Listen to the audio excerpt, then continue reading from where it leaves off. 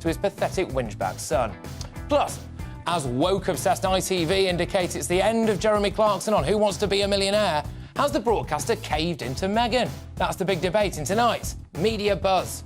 The police recorded a hate incident after an autistic boy accidentally scuffed a copy of the Quran and then went to a mosque to convince outraged Muslims that they were taking it seriously. I ask, what would they have done if it was a copy of the Bible? A first look at tomorrow's front pages, and a new Greatest Britain and Union Jackass is coming up too. This is Dan Wootton Tonight, but with me, Patrick Christie's. Let's go.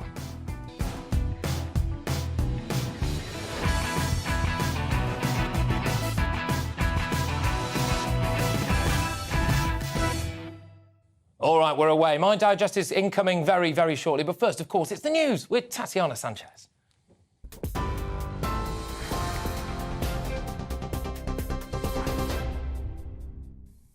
Patrick, thank you very much. Good evening. And our top story this evening, police searching for the missing baby of Constance Martin and Mark Gordon say the remains of a baby have been found close to where the couple were arrested. Martin and Gordon had been missing since January the 5th until their arrest on Monday night. Police have said the pair remain in custody after an application for a 36-hour extension to detain them. The newborn's parents, who spent 53 days on the run, have been further arrested on suspicion of gross negligence manslaughter. It's my very sad duty to update this afternoon. Police officers searching a wooded area close to where Constance and Mark Gordon were arrested discovered the remains of a baby. A post-mortem examination will be held in due course. A crime scene is in place and work at the location is expected to continue for some time. This is an outcome that myself and that many officers who have been part of this search had hoped would not happen. The parents of a morbidly obese 16-year-old girl have been jailed for gross negligence manslaughter in the first televised court hearing in Wales. Kayla Titford was found dead at her home in Newton in 2020 after suffering from an infection caused by extreme obesity. At the time of her death, she weighed nearly 23 stone. She had a BMI of 70. Her mother admitted the charge and was jailed for 6 years. Her father, who pled not guilty, was sentenced to 7 years and 6 months. The Prime Minister says we must wait for the results of the official inquiry before judging the government's handling of the COVID pandemic. It comes after The Telegraph claimed former Health Secretary Matt Hancock rejected advice from the Chief Medical Officer to test all residents before allowing them to enter a care home. A spokesperson for Mr Hancock says thousands of his WhatsApp messages have been stolen and doctored to create a false story. The Greek Transport Minister has resigned after 2 trains collided, killing at least 38 people, many of them likely university students. The intercity train was carrying around 350 passengers when it hit a freight train near the city of Larissa. A station master in charge of signalling has been arrested and charged with causing mass deaths through negligence. And the Duke and Duchess of Sussex have been asked to vacate their UK residence. That's according to the couple's spokesperson. It comes just weeks after the release of Harry's memoir, Spare. The spokesperson said a request has been made for them to give up their residence at Frogmore Cottage in Windsor. Reports have claimed the move was sanctioned by the King. The Duke and Duchess of Sussex are living in California after quitting life as working royals in 2020. TV, online and DAB Plus radio. This is GB News. Now it's back to Dan Wootton Tonight with Patrick.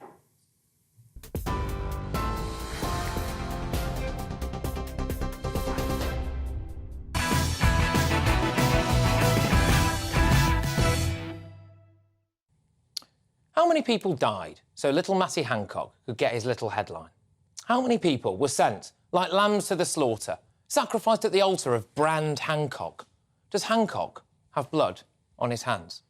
A bombshell cache of then Health Secretary Matt Hancock's WhatsApp messages has been released in The Telegraph today, and it appears to show that the thing Matt Hancock cared most about was his own reputation, about a cheap front-page story saying he'd hit his 100,000 community tests, and it looks like he cared more about that than he did about the lives of vulnerable elderly people, and about them, at the very least, At the very least, being able to hold a loved one's hands as they took their final breaths.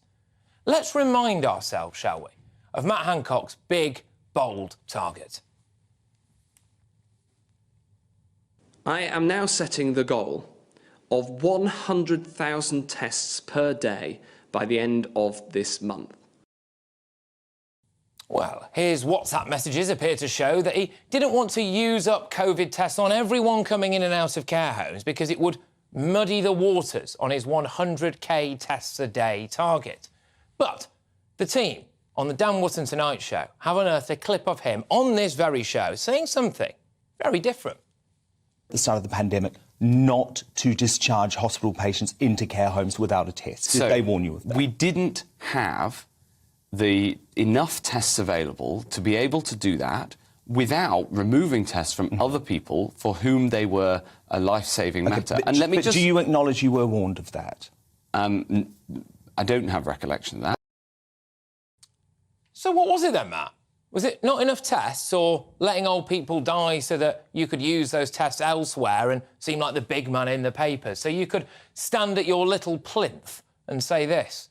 At the beginning of last month, at this podium, I set a goal that anyone who needs a test should get a test. And that as a nation, we should achieve 100,000 tests per day. I can announce that we have met our goal. Well, do you remember the images of frail 90-year-old and 100-year-old dementia sufferers screaming and howling through glass doors as their families shouted, "We love you, we miss you," at them? Do you remember people getting a care nurse to hold a phone to Grandma's ear so that they could whisper some words of comfort as she snatched her final breaths?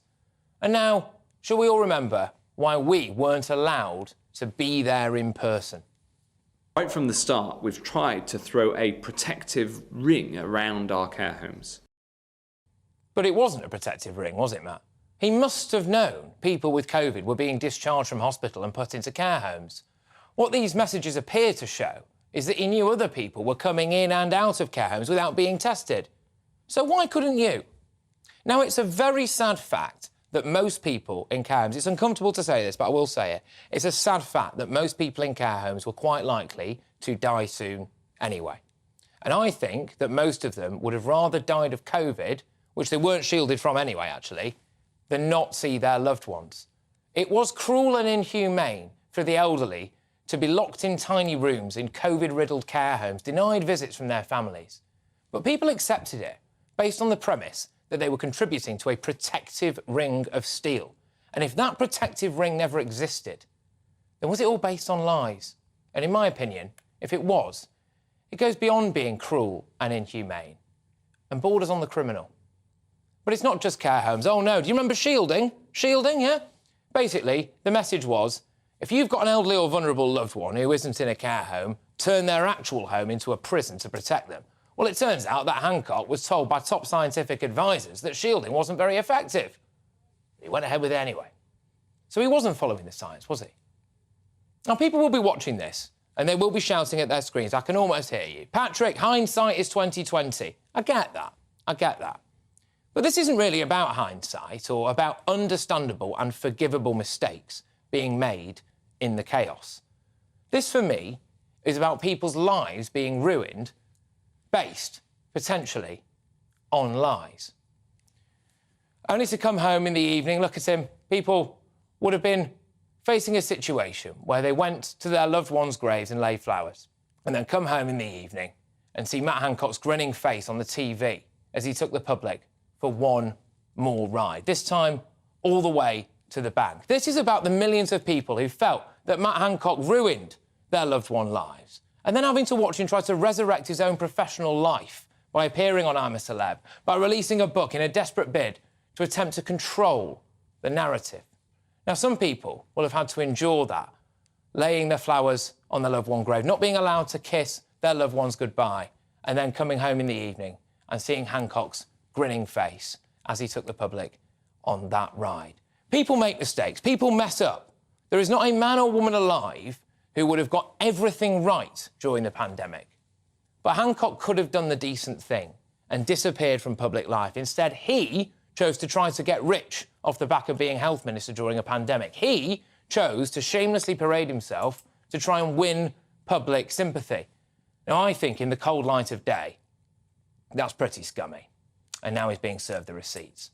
But to respond now is my superstar panel. We've got political commentator Tonya Buxton, we've got former Conservative London mayoral candidate Sean Bailey and the political editor at the Sunday Mirror, it's Nigel Nelson. Great stuff. All right, well, look, thank you very much. Tonya, I will start with you, and I'll just throw it your way, really. What do you make of that? You know, your words completely resonated with me.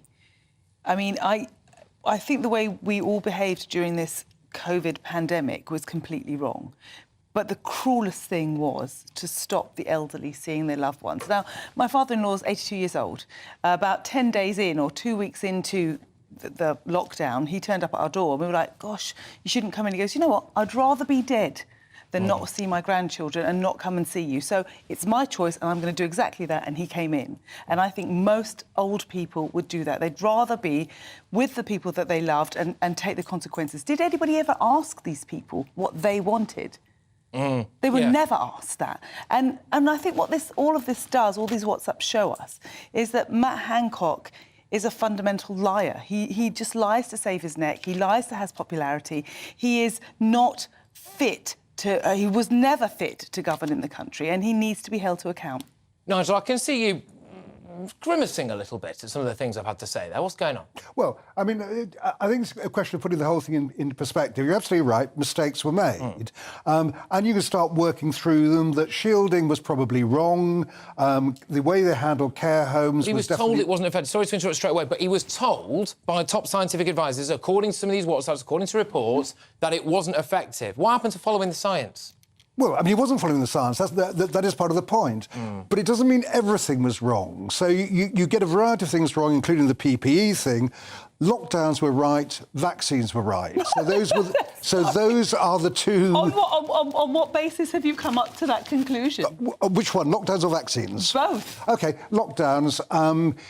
When lockdowns were imposed, if you looked at the graphs, they came shooting down. We saw those graphs, and we know that how false they were. Well, the graphs weren't false. The fact that you are sitting here and still believing that lockdowns the fact we are sitting here without masks on. Sean Bailey is on the show as well. I'm sure, and I'm going to bring you in now. Now, look, OK, I am sorry to bring this up. You had your own little run-ins with the old lockdown rules and COVID rules, etc. Okay? I didn't, but there you go. Well, all right, OK, you get what I mean. You get what I mean. But you kind of did the honourable thing. Should Matt Hancock have shut up and gone away?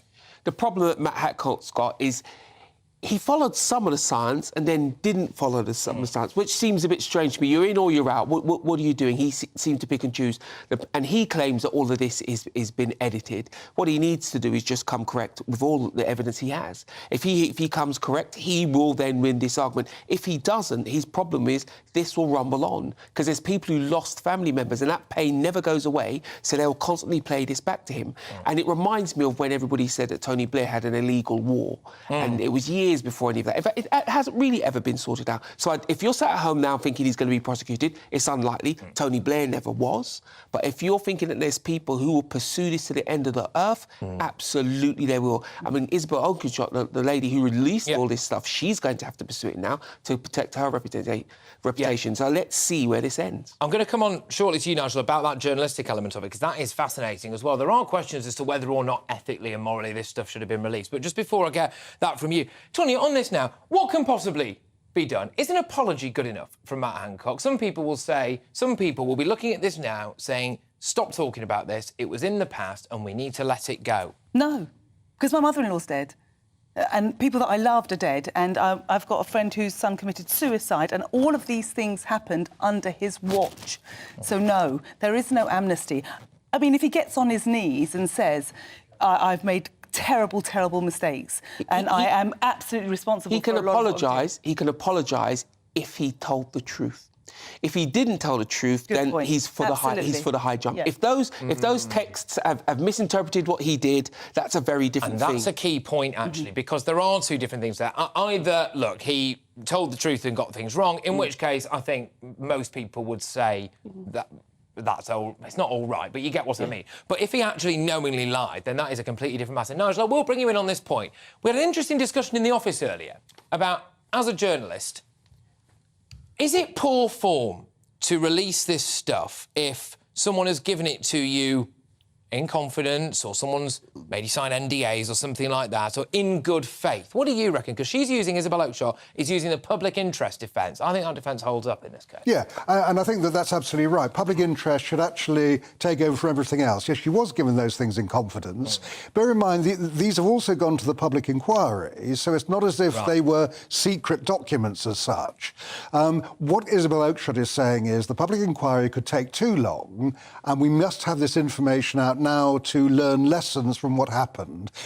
The answer to all this now is the public inquiry must come up with an interim report, probably within 3 months of sitting from June. So by the end of the year, we do have some answers to this. All right, OK, well, look, we're away, very much so, on this show, ladies and gentlemen. We'll be returning to this a little bit later on, but I do want to read out, OK, Matt Hancock's spokesperson responding to these damning messages, the damning revelations, OK?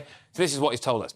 These stolen messages have been doctored to create a false story that Matt rejected clinical advice on care home testing. Matt concluded that the testing of people leaving hospital for care homes should be prioritised because of the higher risks of transmission, as it wasn't possible to mandate everyone going into care homes got tested.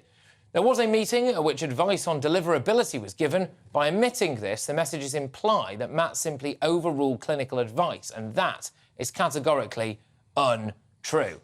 OK, so there we go. Every single person who's been screaming at their TVs now saying, I don't care about this anymore, stop raking up, for want of a better phrase, the dead, well, you're welcome now, because we're going to move on, because still to come, as Harry and Meghan are turfed out of Frogmore Cottage to make way for disgraced Prince Andrew, we're joined by editor-at-large of the Mail on Sunday, Charlotte Griffiths. But up next, in the clash, director of the Care Campaign for the vulnerable Jane Connery and co-founder of the Together Declaration, Alan Miller, will go up against William Atkinson, the assistant editor of Conservative Home. And we are actually going to return to that top story, and I'm going to debate whether or not Matt Hancock should face a criminal investigation for his pandemic failures. I will see you in just a few. Let us know what you think, though. Dan@gbnews.uk is the email address. You can tweet us as well, the handle @GBNews. There's also a poll up there, believe it or not, so go on, check it out. You can't miss tonight. Take it easy.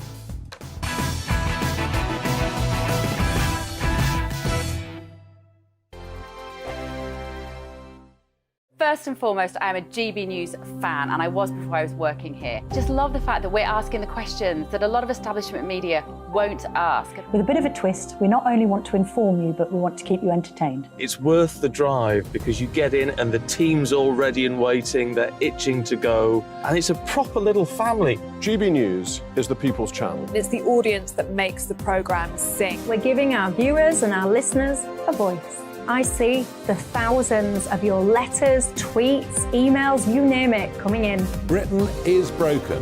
How on earth did we get into this mess? But more importantly, how do we get out of it? The establishment had their chance. Now we're here to represent you. It's time for something different. It's time for GB News. I'm very patriotic. I believe in Britain. Our best days lie ahead. Britain's watching. Britain's watching. Join us here on GB News. The People's Channel. Britain's news channel.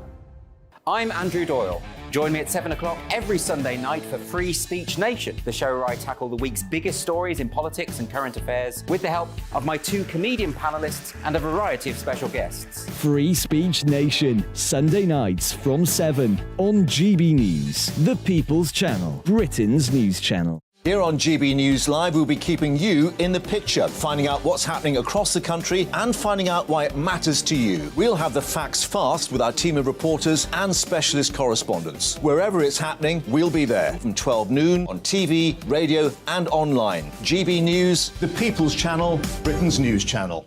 I'm Michael Portillo. Join me on GB News on a Sunday morning for topical discussion, debate, arts and culture, and sometimes even ethical dilemmas. I don't always agree with you, Michael. Michael Portillo, Sundays on GB News, the People's Channel, Britain's news channel. Hello, I'm Michelle Dewberry, and you can join me every weekday 6 till 7 on Jubes and Kerr. You're an inspiration to us all. Clip that bit up. Well, you are. That's my ringtone. My political ambitions those days are gone, I can tell you. She's only teasing. Go on. He's probably going to want to lay down now. I'll give him 2 minutes to have one. Let's respectfully disagree. That's what we like. Absolutely. On Jubes and Kerr. Come and join us. GB News, the People's Channel. Michelle Dewberry, weekday evenings at 6 o'clock. I'm Simon Evans. Join me on GB News for Headliners at 11 p.m. What's the scoop? I'll be joined by two of the country's top comedians. That's right. As we take a look at tomorrow's newspapers tonight. We're going to get into trouble. If it's a big story, we'll be covering it. Spill some tea on him. There we go. But we'll also have some fun. I wouldn't stick up a bank. My father didn't love me. So anyway. Headliners every night from 11 on GB News, the People's Channel, Britain's news channel. Join me, Nana Akue, Saturday and Sunday afternoons on GB News. Expect fiery debate and passionate discussion as me and my panel tackle some of the biggest topics hitting the headlines. It's a place for everyone's opinion. No one gets cancelled, but no one gets an easy ride. Oh, she's on it today! Be ready for conversations that are fierce, frank, and of course, fun. Every Saturday and Sunday afternoon from 4 p.m. on GB News, the People's Channel.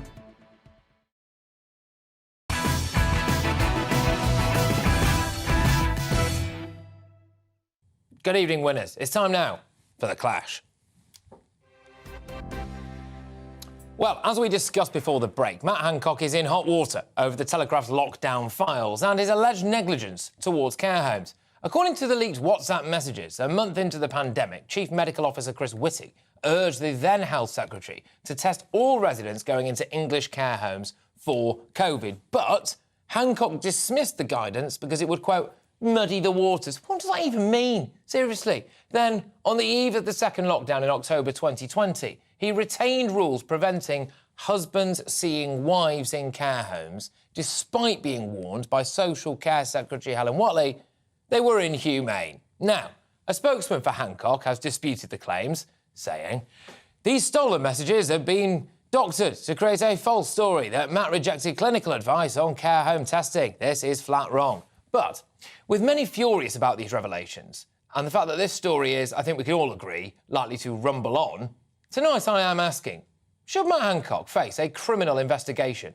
for his pandemic failings?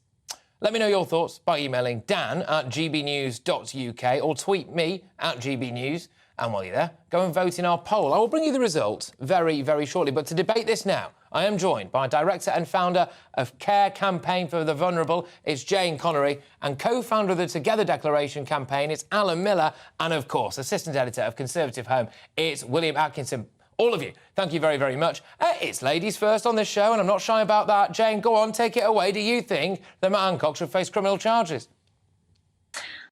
I think we've got to look at the evidence so far, and it's very clear what happened. During the pandemic, the care sector was secondary to the NHS. Elderly were thrown under the bus, carers were thrown under the bus, and we saw the fallout.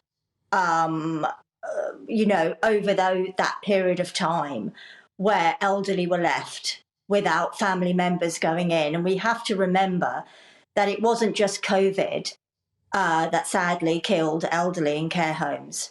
It was neglect as well, because loved ones, particularly with those living with dementia, could not go in. And we supported so many families, hundreds of families.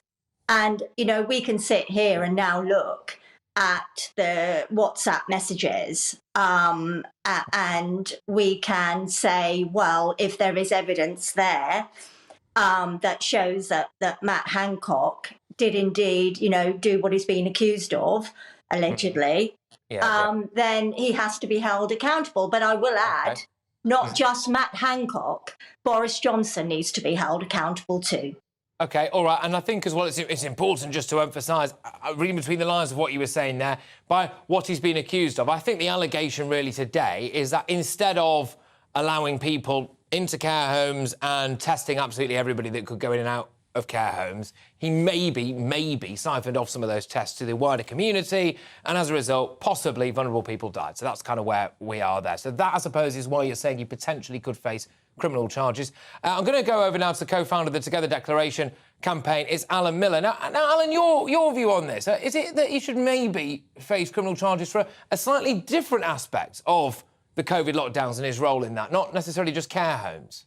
I think there's a number of things here, and we have to break them down. Firstly, in April 2020, 3 months into lockdown, people were still being released directly, even that had tested positive, into care homes directly. So on the one hand, it was preposterous that there's this attempt to do so many more tests when actually directly they're being put into the most vulnerable. All of the conversations about the protection, the ring, were completely then dubious. They're flawed. And then there's a continuation of that to try and present some kind of big drive to have 100,000, and then that led on to the whole discussion about vaccinations. But the most vulnerable that we knew from very early on at the get-go were put at direct risk. That is absolutely disgraceful and shameful, 45,000 or more. Then in addition to that, we should know that there was also a push to have a mandatory vaccination for all the care workers, and we lost 40,000, in excess of 40,000 care workers who'd already been bravely working on the line there. So the whole treatment of the care sector was outrageous. Now, the question is, though, as well, if we take a step back, there was deceit and there were lies, it looks like.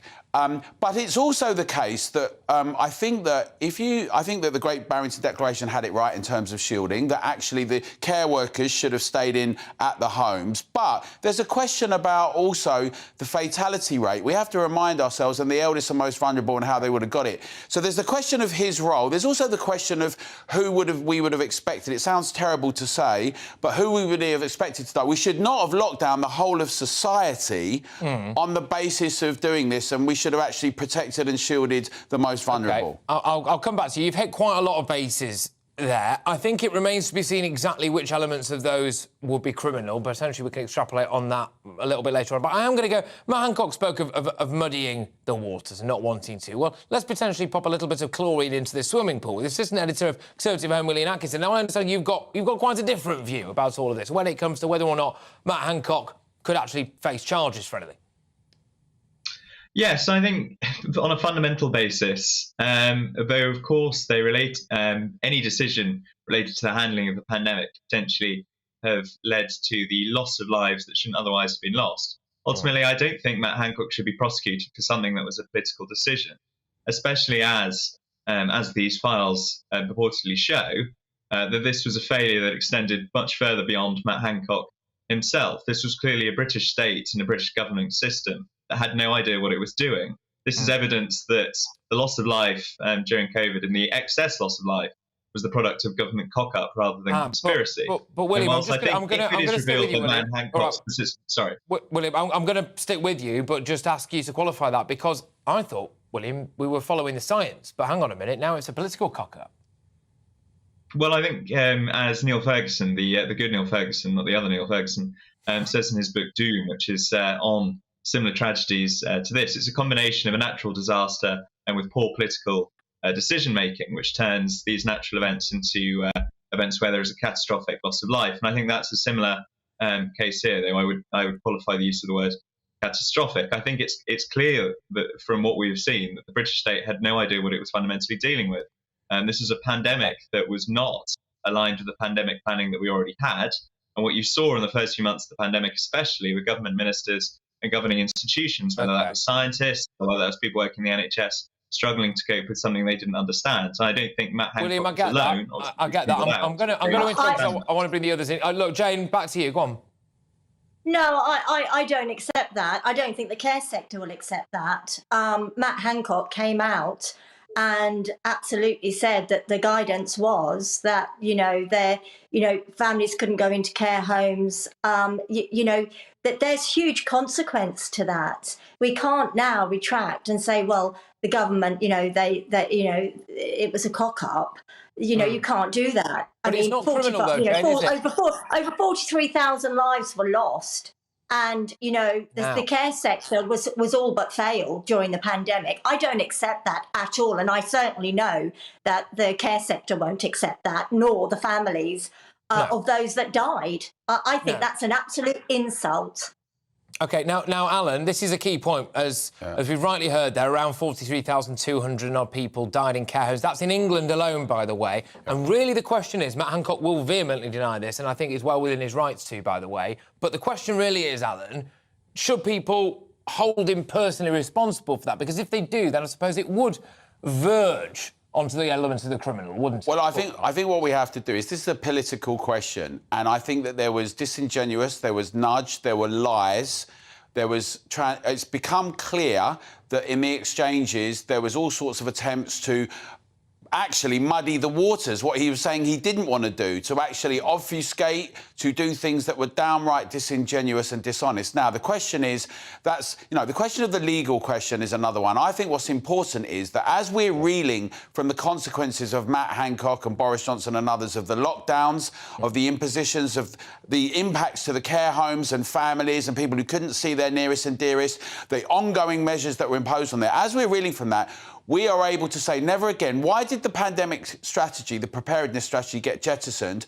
That we don't allow the Public Order Act or that to happen again with lockdowns, and that we actually insist that we have a proper pandemic preparedness strategy, not one that the WHO or anyone else puts forward, but that we have, that we say we learn from these. We don't wait 5 or 10 years for the COVID inquiry, and we insist never again, because many people still don't actually realise that the reason we're dealing with some of these cost of living problems and issues in our health sector is directly as a consequence of lockdowns, which we should never have had, as well as the treatment of care homes. I actually think... I'm sorry. Look, I'm really sorry. I'm really sorry about this. We have got to keep it moving, I'm afraid. Look, it's such an emotive issue. I really appreciate all of your time, and thank you very, very much. And I'm sorry to cut you all off, but you know how it is on this show, I'm afraid. It's bang, bang, bang, isn't it? That was director and founder of Care Campaign for the Vulnerable. It's Jane Connery, co-founder of the Together Declaration campaign. It's Alan Miller, and assistant editor of Conservative Home, William Atkinson. So, who do you agree with? Should Hancock face a criminal investigation for the pandemic failings? And yes, I've got some of your wonderful tweets. Thank you very much, everyone. I know I'm not Dan Wootton, but I'm doing my best. David on Twitter says, yes, if evidence shows significant failings, and the same for any other potential breaches of law by ministers. Well, look, by definition, if it comes down to the realms of criminality, there would have to be breaches of law. I think this is the thing, isn't it? Being a bit squiffy with the truth, or being morally bankrupt, of course, two things that Matt Hancock would deny anyway, they're not criminal. They're not. So it would have to be literally a break of the law, and that, I suppose, is really what we're questioning here. Kath on Twitter says, why? Nobody in the history of this country has had to deal with a pandemic. It's not quite true, but I will take your point. There were no rules or guidelines to go by. Now, that's fascinating, isn't it? Because, yes, I get that. And I want to say to everyone who's watching this right now who will be saying, look, come on, we didn't know it was chaos, mistakes were made. Yeah, fine, all right. But what about if the fact that we were being told things that were known not to be true? This ring of steel around care homes, and that means that people couldn't see their loved ones in their final moments, when the person telling you that you couldn't see your loved one in their final moments knew that there were people wandering in and out of care homes who hadn't been tested. That, I think, is a key point. One more. Clive on Twitter says, must face life imprisonment. Let's tell you what, next time, Clive, yeah? Tweet in, tell us what you really think. Must face life imprisonment. He's either the stupidest person in the UK or extremely evil. He's responsible for thousands of deaths, in my opinion. OK, strong stuff. Again, Matt Hancock would obviously refute all of that. And your verdict is in now, OK? 69% of you agree that Matt Hancock should face a criminal investigation. I hope he's not watching. I hope he is, Abby, in a way. Well, 31% of you say they should not. Right. Coming up, Scottish Conservative MSP Pam Gossall joins me to explore why the SNP still don't want to allow the wider press into their secretive hustings. Now, just strap yourselves in for this one, because the SNP appears to literally be hiding itself from the public because it knows how rubbish its own party is. But up next, editor-at-large of the Mail on Sunday, Charlotte Griffiths, joins me to discuss the news that Harry and Meghan are being chucked out of their royal residence to make way for Prince Andrew. Will they be homeless? Who cares? Don't miss it.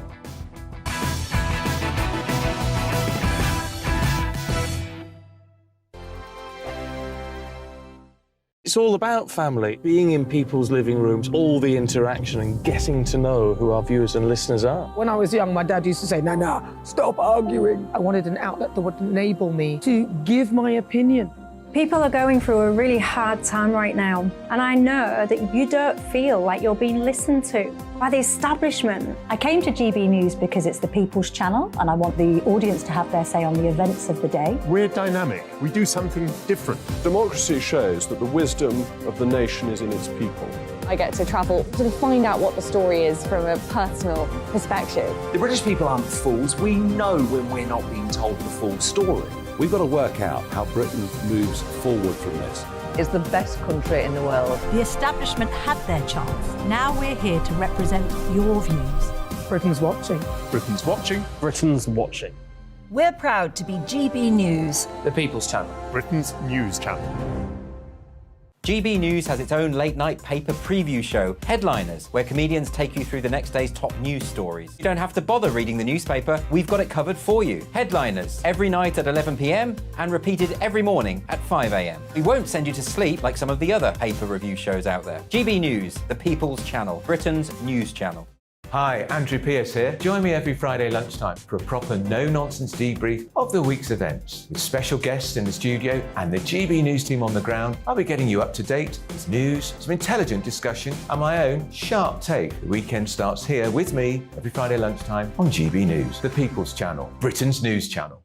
Join me, Camilla Tominey, on Sunday mornings from 9:30, taking the politicians to task and breaking out of SW1 to see how their decisions are affecting you across the UK. Bursting the Westminster bubble every Sunday morning, only on GB News, the People's Channel. Britain's watching.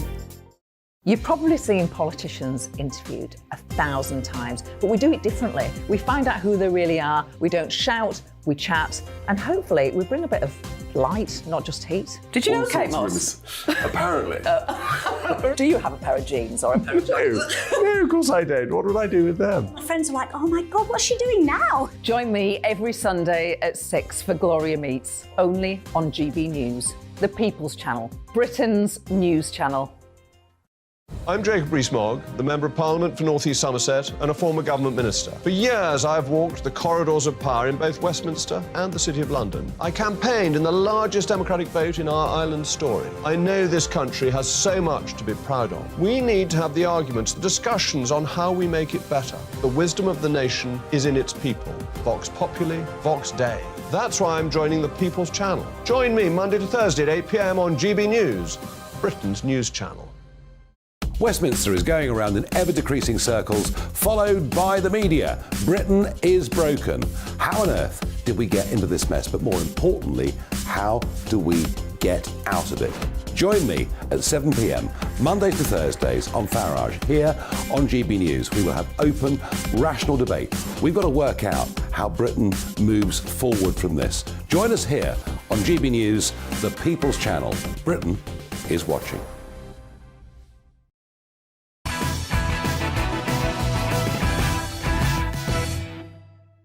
Ah, well, you hate to see it. It looks like Meghan and Harry are finally about to reap the consequences of their unrelenting attacks on the royal family. In a bombshell revelation in The Sun today, it's been confirmed that King Charles is evicting the ungrateful Sussexes from Frogmore Cottage. It's not a cottage, with the King reportedly offering the 5-bedroom home to the disgraced brother, Prince Andrew, who's to be booted out of his 31-bedroom Windsor Lodge later this year. I was going to ask how many people they have sleeping round, but probably shouldn't in this context, should you? Their eviction notice supposedly arrived days after Harry's toxic tell-all book Spare, otherwise known as Where, hit shelves around the world and means the couple will have to ship their belongings to the US, which I think we can all agree they probably should have done anyway. I'm joined by the editor-at-large for the Mail on Sunday and royal expert. It's Charlotte Griffiths. Charlotte, thank you very much. Great to have you on the show. So, just desserts for the Montesino moaners? Yeah, I think so. I mean, don't forget, in the Netflix documentary we saw a couple of months ago, there's actual footage of them moving out. So they've pretty much moved out anyway. So their claims today that they were shocked and appalled by this sudden news, I think, are a little bit unconvincing somehow, as we've actually seen a documentary of them moving out. Yes, indeed. And sorry, but what do they expect? They were gifted something that most people would give their left arm for. People would sell their relatives for a house like that. And then they decide to make the Queen's life miserable in her final moments, Prince Philip's life miserable in his final moments. They stick 2 massive fingers up at our new king and the future king, and then they're shocked, are they, when they lose the house?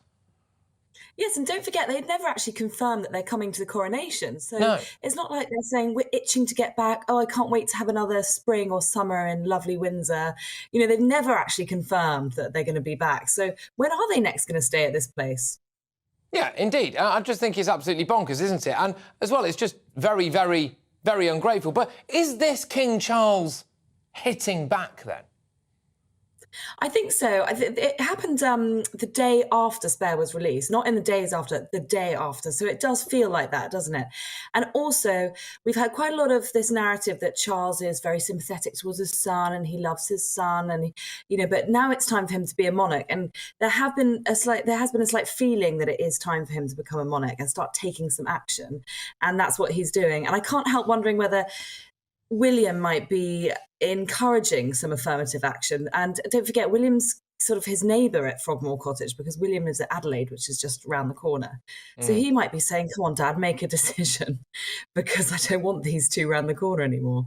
No, I'm not surprised. And, of course, it's not as if they're short of a few quid, is it? Because that's the price that they've charged for selling their own family and, indeed, this country down the river. I don't think many people will be shedding a tear tonight to know that Whinge and Ginge will not have a place to stay when they come to the UK. I do, however, think that maybe the gloss has been taken off this slightly by the fact that the bloke who'll be moving in is Prince Andrew. Yeah, Prince Andrew seems very resistant to moving into Frogmore Cottage. It's had a fabulous Vicky Charles Soho House makeover, and by all accounts, Royal Lodge around the corner is looking a little bit tatty. Not sure how Prince Andrew's decor taste stands up to the 2023 sort of style test. If I were him, I'd be thrilled to be moving in, but apparently he's resisting quite a lot. But it seems logical to me, because Royal Lodge, as you say, is 30 rooms. It's not 30 bedrooms, but it's 30 rooms. Right. It's quite a lot for somebody who hasn't done a royal duty since 2019. Well, yes, indeed. No, absolutely. Now, can I just get you to comment on a little other slight royal element, actually? I think we are going to be talking about this in a bit more detail later, but I didn't want to pass up the opportunity with you now. Jeremy Clarkson has supposedly been biffed from Who Wants to Be a Millionaire. Now, they're obviously using the good old spin of, well, he's got one more series in him and we're moving on. Jeremy Clarkson is a commercial behemoth, OK? The things he touches when it comes to... Top Gear's never been the same without him. In fact, it's rubbish now and should be canned, if it not has been already. Then, of course, he's got the Grand Tour or whatever. That's hundreds of millions of pounds, that. His farm, OK? The series alone makes millions. I don't think the farm does, to be fair. But you wouldn't just get rid of Clarkson, OK? You wouldn't just go, well, his time's over, because it's not. He's still a massive commercial success. So the fact that they've got rid of him shortly after he's just hung Meghan out to dry implies to me that Meghan Markle's got herself another scalp. I just don't think that can be the case, because I know that Amazon are absolutely not going to get rid of Clarkson's farm. It makes an absolute fortune for them. He's come out on Twitter this evening saying he hasn't lost Who Wants to Be a Millionaire. So I think there's a bit of contention there. But no, I don't think this is another win for Meghan Markle in this case. It's been quite a long time, don't forget, since he made those controversial comments. He's managed to skate through it by the skin of his teeth. He's absolutely grovelled on 2 separate occasions. He's apologised. And if he has lost his job, I don't think it will be a direct consequence of Meghan Markle. And he certainly wouldn't admit it if it was. Well, no, he certainly wouldn't. But ITV have got form. Let's be honest, Charlotte. ITV set their stall out and did basically say, if you go to town and say some actual truths as opposed to just their truths, then you tend to lose your job, apparently, it would seem. Look, Charlotte, thank you very, very much. Absolute pleasure, I must say. Great to have you on the show. That was Mail on Sunday. And royal expert Charlotte Griffiths, thank you very much. Now, we've got absolutely loads coming your way, people. Blink and you'll miss it tonight, because, still to come, as a scuffed Koran at a Yorkshire school is logged as a hate incident, are we slipping closer to authoritarianism pushed by minority religious groups? Seriously, I'm starting to wonder what kind of country we live in. And let's be honest, the police would not have reacted like this if it was a copy of the Bible, would they? Why not? My superstar panel tackle this, and the first of tomorrow's front pages, they've just dropped, I think. We'll be with you then after 10. Look, stay tuned, because straight after the break, Scottish Tory MSP Pam Gossall is live from Edinburgh to tackle the SNP's U-turn on running their leadership hustings behind closed doors. Look, this is absolutely fascinating, this. Basically, the SNP is so ashamed of its own party that it doesn't want you to be able to see it. But go on, vote SNP. Don't go anywhere.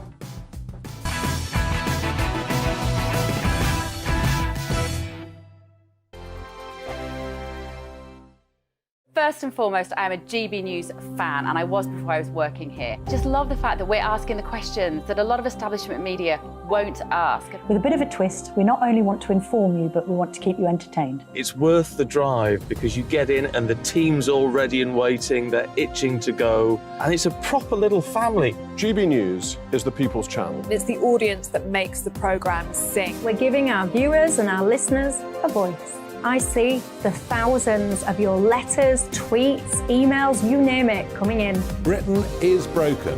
How on earth did we get into this mess? But more importantly, how do we get out of it? The establishment had their chance. Now we're here to represent you. It's time for something different.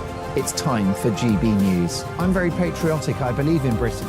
Our best days lie ahead. Britain's watching. Britain's watching. Join us here on GB News. The People's Channel. Britain's news channel. Hi, Andrew Pierce here. Join me every Friday lunchtime for a proper no-nonsense debrief of the week's events. With special guests in the studio and the GB News team on the ground, I'll be getting you up to date with news, some intelligent discussion and my own sharp take. The weekend starts here with me every Friday lunchtime on GB News, the People's Channel, Britain's news channel. I'm Michael Portillo. Join me on GB News on a Sunday morning for topical discussion, debate, arts and culture, and sometimes even ethical dilemmas. I don't always agree with you, Michael. Michael Portillo, Sundays on GB News, the People's Channel, Britain's news channel. I'm Andrew Doyle. Join me at 7 o'clock every Sunday night for Free Speech Nation, the show where I tackle the week's biggest stories in politics and current affairs with the help of my two comedian panellists and a variety of special guests. Free Speech Nation, Sunday nights from 7 on GB News, the People's Channel, Britain's news channel. Here on GB News Live, we'll be keeping you in the picture, finding out what's happening across the country and finding out why it matters to you. We'll have the facts fast with our team of reporters and specialist correspondents. Wherever it's happening, we'll be there from 12 noon on TV, radio and online. GB News, the People's Channel, Britain's news channel. Join me, Patrick Christie's, Monday to Friday, 3 till 6. We tackle the day's news agenda like you've never seen before. It's high tempo, high octane, the most controversial topics, and the best guests. You will not be able to take your eyes and ears off it. I'm not afraid to ask the questions that you really want answered. 3 till 6 p.m, Monday to Friday on GB News, the People's Channel, Britain's news channel.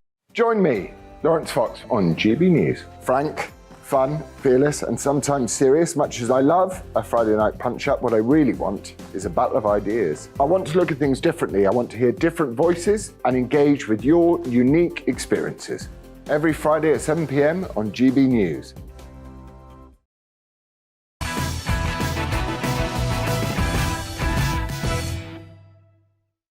Welcome back, News Junkies. Now, Pam Gossel is tonight's Outsider. OK, so it's still early in the SNP leadership election, but all the candidates are feeling the pressure. We've got Kate Forbes for just having religious beliefs, really, Humza Yousaf for his many shortcomings, and Ash Regan for her alliance with Alex Salmond. So perhaps this legitimate media scrutiny, and it is very legitimate, is why the party decided to hold their upcoming leadership hustings behind closed doors, with no journalists or members of the public allowed into the apparently safe space, in a move that Kim Jong-un himself would probably be proud of. Pressure from politicians and the public has rightly backed the SNP into a corner. The party is now allowing a small select group of journalists to attend tonight's hustings, with the event also being live-streamed, you lucky people. But it's hardly free and open media access now, is it? And I wonder why. Joining me live from Edinburgh is Conservative MSP. It is Pam Gossel. Pam, thank you very, very much. Is it fair of me to suggest that the SNP is now so ashamed of its own candidates that it quite liked the idea that no one really got a good look at them? Good evening, Patrick. Absolutely, the SNP party machine clearly doesn't have faith in any of their three candidates, and only U-turned, the slight U-turn, bringing in some selective media due to public pressure and obviously due to political pressure as well. There's nothing new here when it comes down to the SNP. We all know that they lack transparency and they're quite secretive. And what's really laughable is the fact that they said excluding media at these events will be a safe place for their members. What do they think the media is going to do here? Do you know? Yeah. So yes, they come under pressure. Well, ask questions. But they haven't.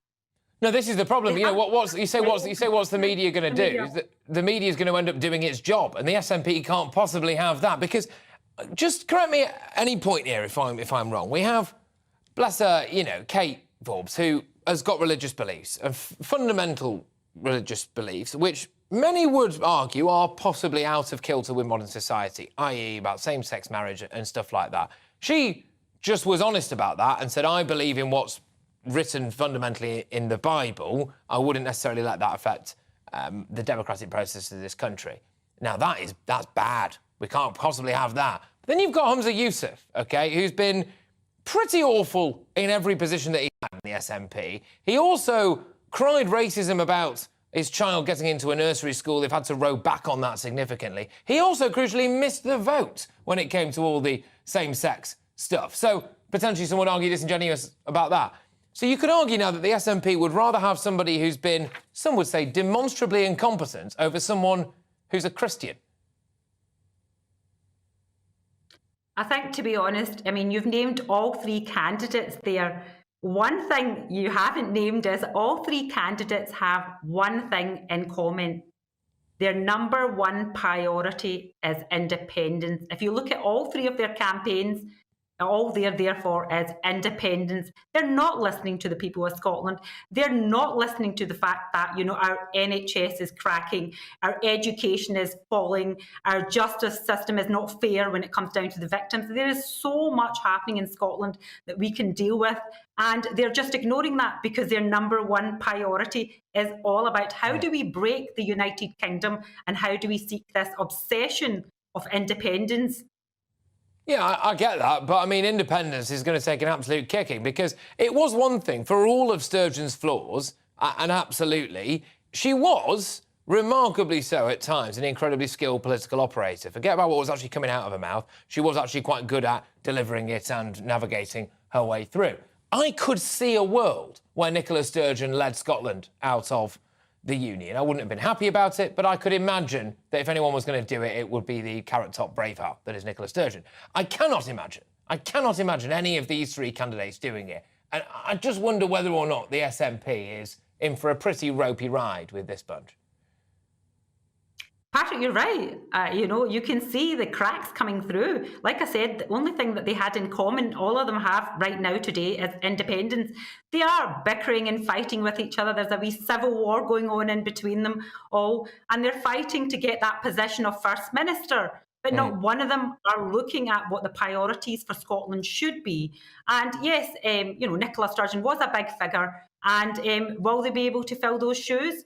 I don't know, but what I can certainly say is right now, I have seen Hamza Yusuf perform in the chamber most days, and there is nothing special there. He failed when he was a transport secretary. He failed when he was basically justice, and now he is failing when he is NHS. And not to forget, when and if he becomes First Minister, he will be failing every person in Scotland, including our businesses. Now, I think it's interesting because, like you said, Nicola Sturgeon managed to make everything about independence, really. And she even wanted to make the next election about independence, which I think was a bit rum, but some would have argued a relatively shrewd political tactic. Where she came catastrophically unstuck was when people really asked her about anything else. So the NHS, the education system, the transport system. Crucially, and I suspect one of the main reasons why she actually went, the SNP's finances and the role of her husband, which I think is about to be a potentially massive story. Now all these candidates are walking back into it and exposing, I think, how woke ideology could well be the end of the SNP, because we all know what they think about independence, but what do they really think about same-sex marriage, about trans people in prisons, about immigration? I mean, they all say that they're all lovely and fluffy. I don't actually see Scotland queuing up, for example, to open its doors to a load of refugee hotels. So are they all quite hollow and vacuous? I think Patrick, what they are is they're quite delusional. They just do not look at what Scotland really needs and the problems we have. You know, they're facing, they're chasing an independence dream, and passed on probably by Nicola Sturgeon. Now moved on to them. None of them have some real gravitas, or three of them don't have it, and three of them have. Some of them have and are still in the cabinet, and we have seen them perform. So what is it that they're going to bring new to the table for Scotland? Absolutely nothing. And the only thing they're going to bicker between themselves, and right now, and hence why I believe that's why they didn't want to put this public, Patrick. They wanted this all private so that they didn't have to wash their dirty linen in public. Can you imagine even floating that idea, just having that idea as the brains trust, right, where they go, OK, right, we're going to have a hustings, because that's what we do when we elect a new leader. Well, they're all a bit awful, so we try and make sure as few people as possible see it. I mean, it's shocking stuff. Look, Pam, thank you very much. Could talk to you all evening. Pam Gossel there from Edinburgh, Tory MSP. Now, coming up, as the first batch of the Telegraph's shocking lockdown files are released, we speak with Tony Stowell, whose mother sadly passed away alone in her care home, barred by Matt Hancock's policy from seeing her family. That ring of steel, ladies and gentlemen, cost people their dignity in their final moments. Also, as 4 school children are suspended after police investigate the scuffing of a Quran, are we slipping closer to authoritarianism pushed by ridiculous religious beliefs and other pressure groups? What kind of country are we living in? They would not have done the same if it was the Bible. My superstar panel have their say next.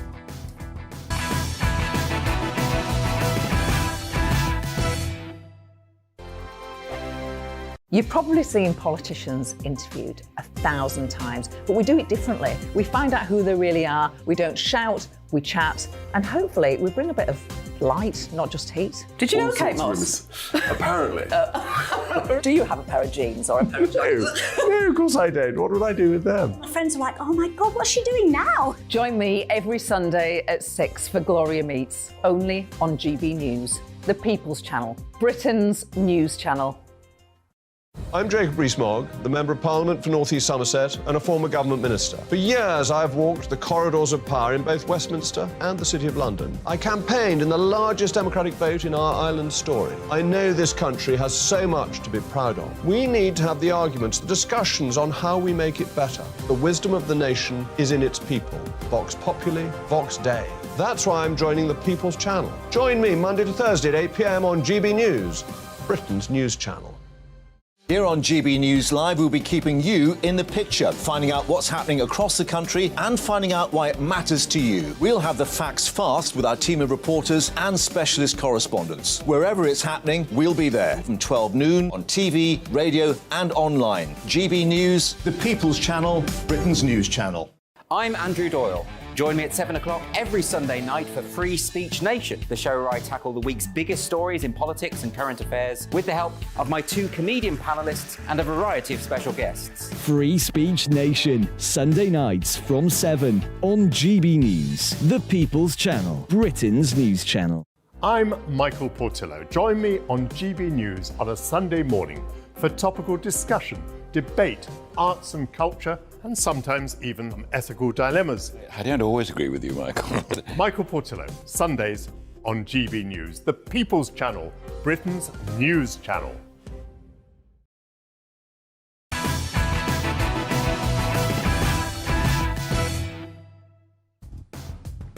It's 10 p.m. I'm Patrick Christys, and tonight, shameful.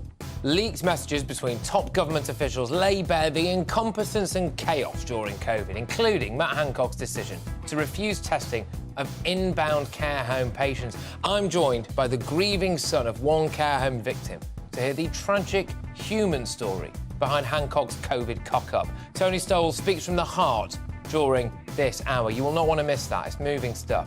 Jeremy Clarkson's put out to pasture by Woke ITV, apparently, for his scathing comments about Meghan Markle. But is the diddly squat farm star a victim of cancel culture at the hands of his extremely disloyal employer? Meanwhile, as Meghan and Harry's cancellation campaign against Jeremy Clarkson all but ends his future on Who Wants to Be a Millionaire, can the ginger whinger stoop any lower? Yes, that's what I want to know. Favourite smell? Favourite smell? My wife.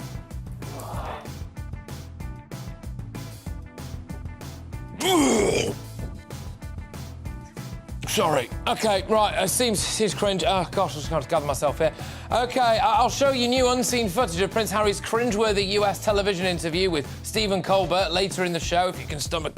Oh, nearly gone again then. My superstar panel are riled and ready to debate all that in our media buzz. We've got Tonya Buxton, we've got Sean Bailey, and we've got Nigel Nelson. Plus, as a damaged school Quran is recorded as a hate incident by police, are we slipping closer to authoritarianism pushed by religious groups? And why are the police so scared of some elements of the Muslim community? The panel will have their say on that next. And in a world gone mad, who best to deliver a dose of sobering common sense? In the former star of the cobbles, we've got Corrie actor Charlie Lawson. He'll join me for an unfiltered take on the Quran drama and woke theatre bosses before the show is out. I'll also have tomorrow's newspapers' front pages hot off the press. And can you guess why Ed Sheeran has been nominated for Greatest Britain, or Union Jackass for what it's worth, by one of our feisty panel? Stay tuned, people, to find out. But first, it's the headlines with Tatiana Sanchez.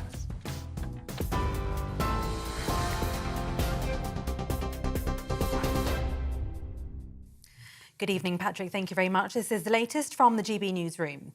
Police searching for the missing baby of Constance Martin and Mark Gordon say the remains of a baby have been found close to where the couple were arrested. Martin and Gordon had been missing since the 5th of January until their arrest on Monday night. Police have said the pair remain in custody after an application for a 36-hour extension to detain them. The newborn's parents, who spent 53 days on the run, have been further arrested on suspicion of gross negligence manslaughter. It's my very sad duty to update this afternoon. Police officers searching a wooded area close to where Constance and Mark Gordon were arrested discovered the remains of a baby. A post-mortem examination will be held in due course. A crime scene is in place and work at the location is expected to continue for some time. This is an outcome that myself and that many officers who have been part of this search had hoped would not happen.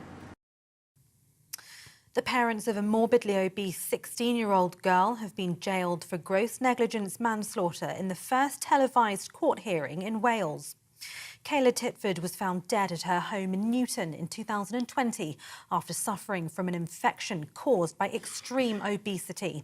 At the time of her death, she weighed nearly 23 stone. She had a BMI of 70. Her mother admitted the charge and was jailed for 6 years. Her father, who pled not guilty, was sentenced to 7 years and 6 months. The Prime Minister says we must wait for the results of the official inquiry before judging the government's handling of the COVID pandemic.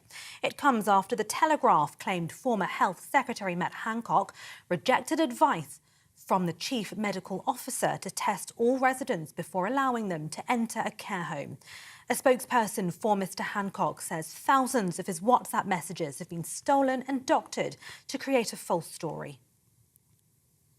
The Greek Transport Minister has resigned after 2 trains collided, killing at least 38 people, many of them likely university students. The intercity train was carrying around 350 passengers when it hit a freight train near the city of Larissa. A station master in charge of signalling has been arrested and charged with causing mass deaths through negligence. The Greek Prime Minister said it was due to tragic human error. Vigils have been taking place across the country to mark the tragedy. More than 1,000 protesters clashed with police outside the train operator's headquarters in Athens. And the Duke and Duchess of Sussex have been asked to vacate their UK residence. That's according to the couple's spokesperson. It comes just weeks after the release of Harry's memoir, Spare. The spokesperson said a request has been made for them to give up their residence at Frogmore Cottage in Windsor. Reports have claimed the move was sanctioned by the King. The Duke and Duchess are living in California after quitting life as working royals in 2020. TV, online and DAB Plus radio. This is GB News. Now it's back to Dan Wootton tonight with Patrick.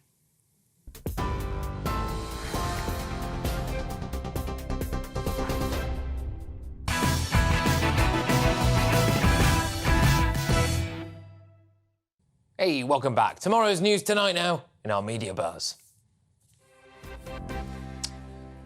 Let's kick off with the very first look at the front pages hot off the press. Sickened by Hancock's messages, leads the Metro as COVID victims' families hit out at the leaked WhatsApp chats, suggesting that the former Health Secretary overruled care home test advice. I'm going to move on to the Eye now, and they lead on a potential new vaccination campaign. This time, though, it's for chickens. The animals may get Is this a front page? Really? The animals may get jabs to stop bird flu spreading to humans. The injections are currently banned, but ministers may overturn the policy amid signs the flu could transmit between mammals. That is remarkable that they've chosen to stick that on the front page. Yeah. My superstar panel are back with me. We've got political commentator Tonya Buxton. We've got former Conservative London mayoral candidate Sean Bailey and political editor at the Sunday Mirror, Nigel Nelson. Great stuff. OK, so, yes, there we go. I mean, I suppose those are the front pages. It is a little bit bonkers, I suppose. I think the first one is something we're going to be talking about quite a lot, which is sickened by Hancock's messages. And, Tonya, I'll throw it over to you. Your views on this? Yeah, I'm completely sickened by him. Not just by these messages, by the way that he's behaved, the fact that he then went on to do this diary book, the fact that he then went on to do a TV show. And actually, I've got to say this as well, I'm upset by the British public because they voted him to stay on that. Well, you know what? I actually owe, a little bit like Matt Hancock, you and indeed the nation an apology, because despite the fact that I have filled in for Dan Wootton at least 50 times already, I appear unable to remember the format of this show, so I'm going to go to you guys in a little bit. We're moving on. Home Secretary Suella Braverman has expressed her concerns at West Yorkshire Police recorded a hate incident at Kettlethorpe High School after 4 pupils slightly damaged a copy of the Quran. The damage occurred after a 14-year-old autistic pupil was told to bring in the holy book by friends before it fell onto the floor, scuffing it slightly, as you can see here. Now, it's interesting, because I've seen that picture. I didn't realise that was even actually the damaged Quran. It just looked like a book, but there we go. The Year 10 student allegedly received death threats despite the school making it clear that there was no malicious intent behind it being scuffed. And the poor student's mother felt the need to visit the local mosque and speak out in his defence. Malicious intent, but he's a very, very silly 14-year-old boy who does have some challenges. He does suffer with high-functioning autism. I just think the optics of this are just absolutely shocking, aren't they? I'm sorry, but who's the victim here? Is it the Muslim community or the boy who got death threats? Anyway, so are West Yorkshire Police kowtowing to religious pressure groups by treating this as a hate incident? And it does also seem like all of our institutions are, of course, going woke, maybe even the schools and maybe even the police. Tonya, I've already heard a bit of you, straight from the start. Sean, I'll start with you. So, look, I'm sorry, but what on earth is going on here? A boy brings a book to school, and it's a religious book, but it's a book nonetheless. It gets scuffed, police get involved. What's going on? There's a number of serious issues here. Firstly, we're talking about emasculated police. The police are so afraid of being tried in the press, they're now over-interpreting the law. Because if you look what the policing college says, this actually isn't a hate crime, even by their own definition. That's the first thing. The second thing is the governors and the headmaster of this school should be absolutely disgusted with themselves. This is a child protection issue. They have exposed their young autistic pupil to all manner of abuse because of the action that they took. They need to take a long, hard look at themselves. And thirdly, I have to talk about the humanists. The humanists can't have any conversation there, because unless you pipe up when everybody is under pressure, you can't pipe up when it suits you. And the problem we have in this country is people are woke when it suits them, not woke when it doesn't suit them. If the humanists want to have a go at religious groups, they also have to make sure they acknowledge they have a set of beliefs that that religious group would also want to have a go at. Nigel, I'll bring you in now. Let's be honest, the police wouldn't have behaved like this if it was a copy of the Bible, would they? Yeah, I think they would. Absolutely no chance. Have you seen The Life of Brian? Have you seen The Life of Brian? The whole point about this is it's not down to the police to decide which cases they investigate and which they don't. If there is a complaint of a crime, the police have to go in and investigate it. Nigel, that is patently untrue. It is not If I ring the police... My neighbour once said to me she hates my car. She used the word hate. That's not make it a hate crime. The reason I don't know it's not a hate crime, because the police would tell me what a crime is or not. This isn't a crime under the police own rules. The crime is that this boy is getting death threats. You're absolutely right. It's not a That's it. crime. And the chances are when the police came in, they'd say there's no They should evidence to never have answer. come in. They should never and have that come would in. be the end of They it. should never have come in. But when it comes down to a complaint going in, the police must do something about it. No, they shouldn't. That's why they're running around the They should country at the dismiss it. moment, I'm gonna throw this out chasing there. the people who actually post nasty They should tweets. dismiss it and go and find people that are murdering people. No, I and agree raping with you. people, I agree not with you, but then we small must change the boys. law I'm rather going to than put blame this the out there. police. I'm going to put this out there. I think if the police were going to do anything, they should have walked into that mosque and said, you need to stop being offended by stuff like this. Absolutely. We live in Britain. This is not an Islamic country, and therefore, you know, will not adhere to these ridiculous rules. Don't forget that poor teacher in Batley and Spen is still hiding for showing a cartoon. It's he not was in police protection for a while. It's not illegal. It's not illegal for us to show cartoons of anybody's faith. Look, the problem we have here, we have somehow managed to criminalise outrage. You know, I get to pick what annoys me. Well, let me tell you something now. I was deeply annoyed when my neighbour hated my car. That little car was my life. So, you know what I mean? Little car, it's a Ferrari, we all know it. Yeah, I really wish it was. But the point is, somebody needs to get a hold of common sense. This is ridiculous and dangerous. All right, Nigel, But then change the law. Yeah, absolutely. But don't blame the police for actually policing a law that Parliament hands down to them. the police Is turned it up. the law that if you scuff a book... The police turned up. It's a hate crime. Is that the law? I think what they're saying is the police could have just said, we're not looking at it. If there's a complaint of a hate crime, but the point then is, they must go and have a look at it. Nigel, the police turned up. The police spoke to the... But there was a complaint, otherwise they wouldn't have been there. The point is they shouldn't have turned up. That complaint is something you could have dealt with over the phone. They turned up in the community, Nigel. That gives it... when the police come... there was a chance of community unrest, which is also part of the... That's the point. They made the community arrest because the minute they turned up, they gave it validity. If you live in a tight-knit community and the police turn up, it means something. What the police should have done is they took a phone call from the school and said, sorry, this is not for us, behave yourselves, and moved on. We do not have blasphemy laws in this country. And my concern is that we are potentially heading that way, Sonia. No, we might... Not on your watch. Not on my watch, but on certain religions that we're behaving that way, but not other religions. It's completely ridiculous. OK, so let's just drill down to this, because... But if it had been a Bible and someone had complained, the police would also have investigated. No, hang on a minute. Nigel's correct.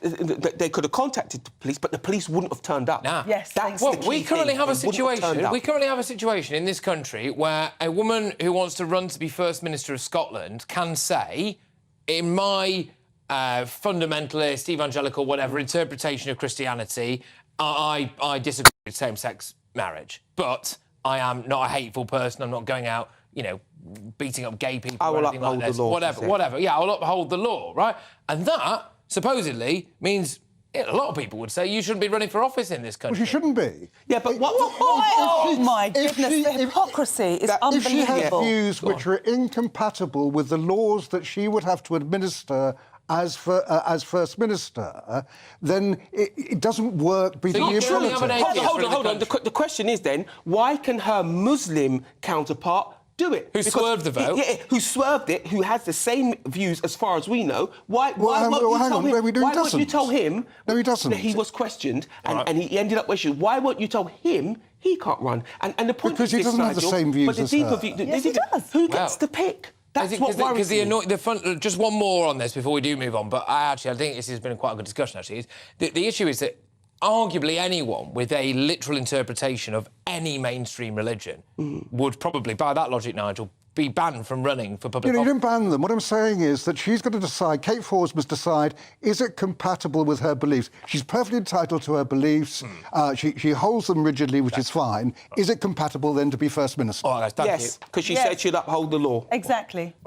All right, cheers, guys. That was good. All right, now, it seems... It's a good show, this. Now, it seems all of our institutions are going woke, from dancing police officers to drag queens telling... One day I'm going to wake up and this will have all been a dream. Drag queens telling school children that there are 73 genders. But even the mother of all parliaments has succumbed to the woke mind virus. So, here at GB News, we can reveal that when you now search for an MP or a member of the House of Lords on Parliament's own website, you will see a new non-binary tab, even though there are currently no non-binary MPs, lords or baronesses. So that's nice. They're preempting it, of course. A classic piece of virtue signalling. Sorry to the non-existent, non-binary politician that we've offended here today. Anyway, right, I think that's a fantastic segment. Thank you very much. Wonderful panel. Coming up, my superstar panel debate whether ITV has succumbed to the cancel culture mob by siding with the Sussexes in their row with Jeremy Clarkson. And next, a bit of a shift in tone, to say the least, this people. Tony Stoll, whose mother sadly died in a care home without being allowed to see her family, has his say on the leaked messages which show that Matt Hancock refused COVID testing for inbound care home patients. Don't go anywhere.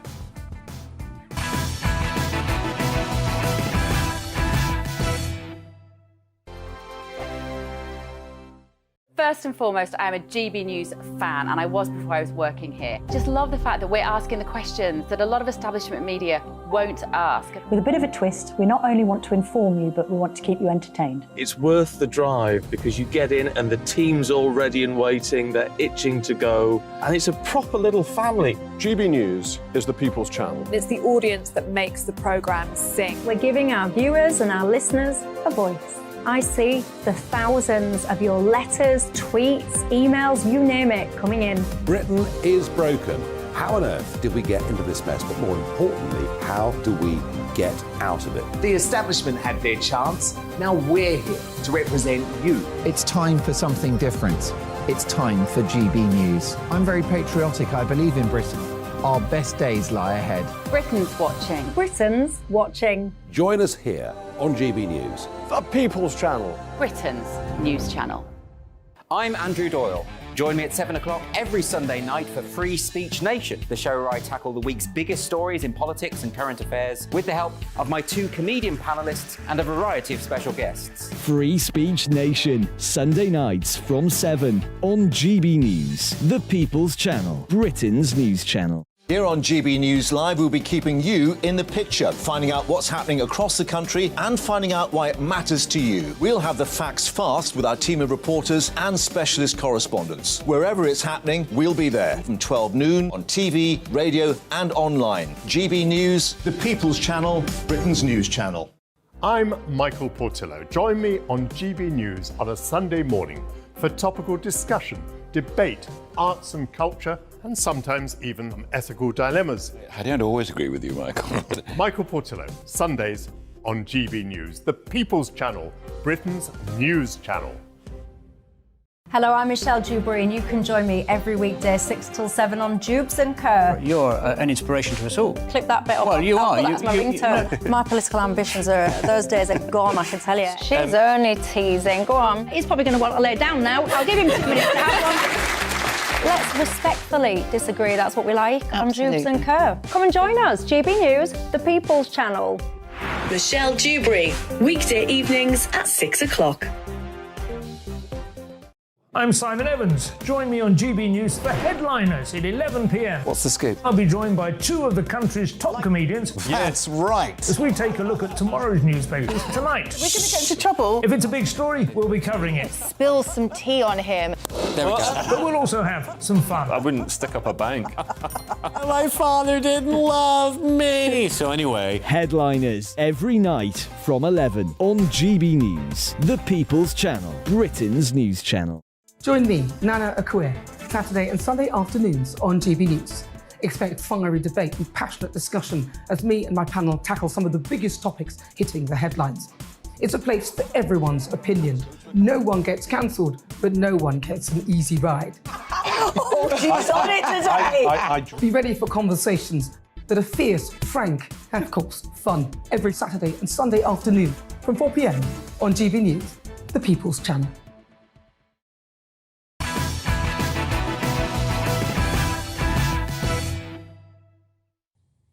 Yeah, welcome back, everybody. Now, behind the headlines and outrage at Matt Hancock's incompetence are the human tragedies of people who died under his watch. And my next guest, Tony Stoll, is on a mission for justice after his mother suffered a cruel death, alone in a care home, without the loving embrace of her family. Much loved grandmother Antonia Stoll was suddenly put on end-of-life treatment at her care home in Hull without her family's knowledge, despite appearing healthy and well just days before. And tragically, Antonia, a long-term sufferer of dementia and diabetes, died in May 2020 after the sudden onset of another illness. COVID-19 appeared on her death certificate despite no mention of the virus being made by doctors or staff before she died. The heartbreaking pictures we're showing you, or just have shown you actually, include a shot of Tony at his dear mum's funeral, where he was forced to grieve alone by her coffin because of draconian pandemic rules. Tony is now suing the care home for breaking a court order that demanded staff tell him of any changes to his mother's care. He's also campaigning for Antonia's Law, proposed new legislation that would allow private cameras to be installed in care home residents' rooms so families can see them remotely. Tony, had Matt Hancock taken Chris Whitty's advice and tested everyone going into care homes, would, frankly, potentially still have his mum with us. I believe that Tony is with us now, and we're going to bring him onto the show. Tony, look, thank you very, very much. This must be an incredibly emotional day for you. Do you feel as though you were cheated out of some final moments with your beloved mother? Absolutely, yes. Very much so, you know. And as you know, I met Matt Hancock in 2020 of September, and that just literally gave me the answers I was looking for, to know that it was an absolute whole farce, the whole thing. Now, Tony, at the time, it must have been awful for you, obviously, but we were told there was a protective ring around care homes, and that by you not seeing your mother, you were doing everyone a service by protecting care homes. And now it looks as though people were wandering in and out of care homes untested, and that quite possibly Matt Hancock knew about that. Do you feel double cheated now when you realise that that was going on? I saw many people going into my mum's care home who I didn't even recognise. And I questioned this. And I said, who are these people, carers, etc., looking after my mum? I said, I don't recognise them. They were agency staff that would come in. What does that tell you? So I couldn't go in and see my mum, but agency staff could. Yeah. It's a big enough one for me. And it just seems incredibly unfair, Tony. It just seems incredibly unfair because there will be so many people out there who missed out on that last moment and the hand touch and the whisperings in the ear. And do you mind me asking this, in light of today and the revelations, and quite possibly revelations to come, if Matt Hancock was in front of you right now, what would you say to him? I actually don't know what I would say. I really don't know. And I'd have to be held back maybe. Because when I met him in 2020, after losing my mum, I was half the person. That was only months, few short months after losing mum. And I could see, like before we got there, myself and my lawyer, we get to Suffolk, to his constituents. And we were drilled, it was drilled into me. You must bring this, you must bring this, you must put your mask on. Everything, basically, like a Martian. I agreed on everything. I said, of course I will. I just wanted to meet him. I needed that closeness to know. I just knew I had to fill my jigsaw pieces, if you see where I'm coming from. I knew this was going to happen. I knew the whole thing was a farce.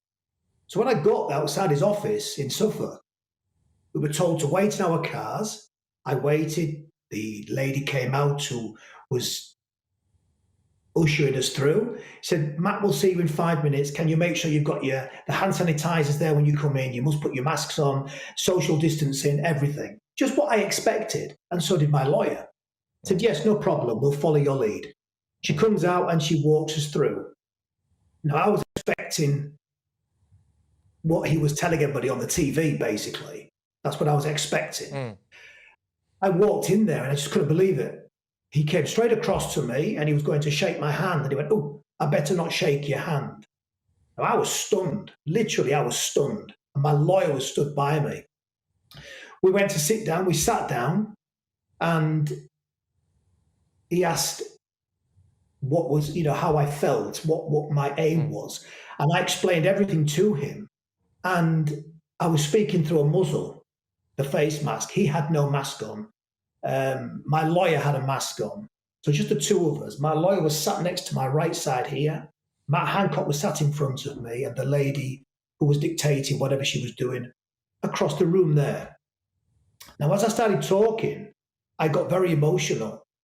As you can imagine, he was asking the questions of my mum, what I wanted, what I was trying to achieve, and I just broke down. And at that point, Matt Hancock looked like he was going to break as well, if I'm honest. And he leaned across to me and he put his hand on my knee and he said to me, "Take your mask off." He was here. Now, even looking back on that scenario now where I am today, I didn't take it off. I couldn't believe what he was saying to me. And I looked across at my lawyer, and my lawyer looked at me, and I carried on talking through the muzzle. And he came across again, put his hand on my shoulder, and he came to my ear. And he said to me, "Take your mask off, it's not needed." Now, at that point, I was just, I can't even tell you what I thought. So I took it off, and I put it on my arm. And he then said to me, "That's better, I can see you now." What does that tell you? To be honest with you, it all sounds pretty sinister, Tony, really. It all sounds pretty sinister, and I think a lot of people will be forgiven for hearing what you've had to say there, taking it at face value and wondering whether or not there was a bit of a charade going on. One very quickly, Tony, I'm sorry about this, but one final one very quickly with you. If this all happened again, and with the benefit of hindsight, would you have just bowled straight in to your mum's care home, forget the rules, because it looked like, frankly, people weren't sticking to them anyway? I'd have kicked that door down. Believe me, I'd have kicked that door down. When I got my mum into the hospital, I actually phoned up every day, asked how she was, and the care home was under a court order, so they had to abide by the rules. If my mum had a headache, if she had anything wrong with her, the minutest thing, by law, they had to call the family, each member of the family, as they always did previously. So I thought Mum must be okay. I'd heard nothing from them. I thought she must be okay. I'd go and do the window visits. I went every day. I never was told anything. I phoned up on the Sunday, the 17th of May, 2020. And I said, "Hi, it's only Tony." I said, "How's my mum?" And the girl said to me, "Oh, Tony, can we call you back in 5 minutes?" I said, "Yeah, of course you can." I thought they must be busy. I was out walking, just about to go walk my dog. 2-3 minutes later, my phone rang. "Hi, Tony, it's Rose Villa." And she said to me, "It's Jay." She said, "Tony, your mum's end of life." Now, I fell to the floor in the street. I fell to the floor. I literally fell to the floor. Telling you now, it breaks me. Now, how was she end of life? How did they not tell us? Why didn't they tell us? They broke the court order for one. And I just said, I didn't know what to say to them. I said, I'm coming there now. I said, "Tell my family. Please tell the family." So I get there. I get to the care home. Family's all outside, the majority of them. They wouldn't let us in. I lost it. As you said 2 minutes ago, what would you do if it was back there? I screamed. I said, "Get my mum an ambulance now." So with a bit of debate going on, they invited us in to discuss that. I said, "There's no discussion. Get an ambulance now for my mum." They said we could go in and sit and watch her die. Now, can you imagine someone saying that to you when you had no idea your mum was even poorly? Look, Tony, can I thank you for coming on? It takes an incredibly brave man to come on and say the kind of things that you've said and to relive that. And I hope that you're all right and that your family are all right. And I hope that nothing like this ever has to happen to anyone again. Tony, thank you. And I do hope to speak to you again soon. Tony Stoll there.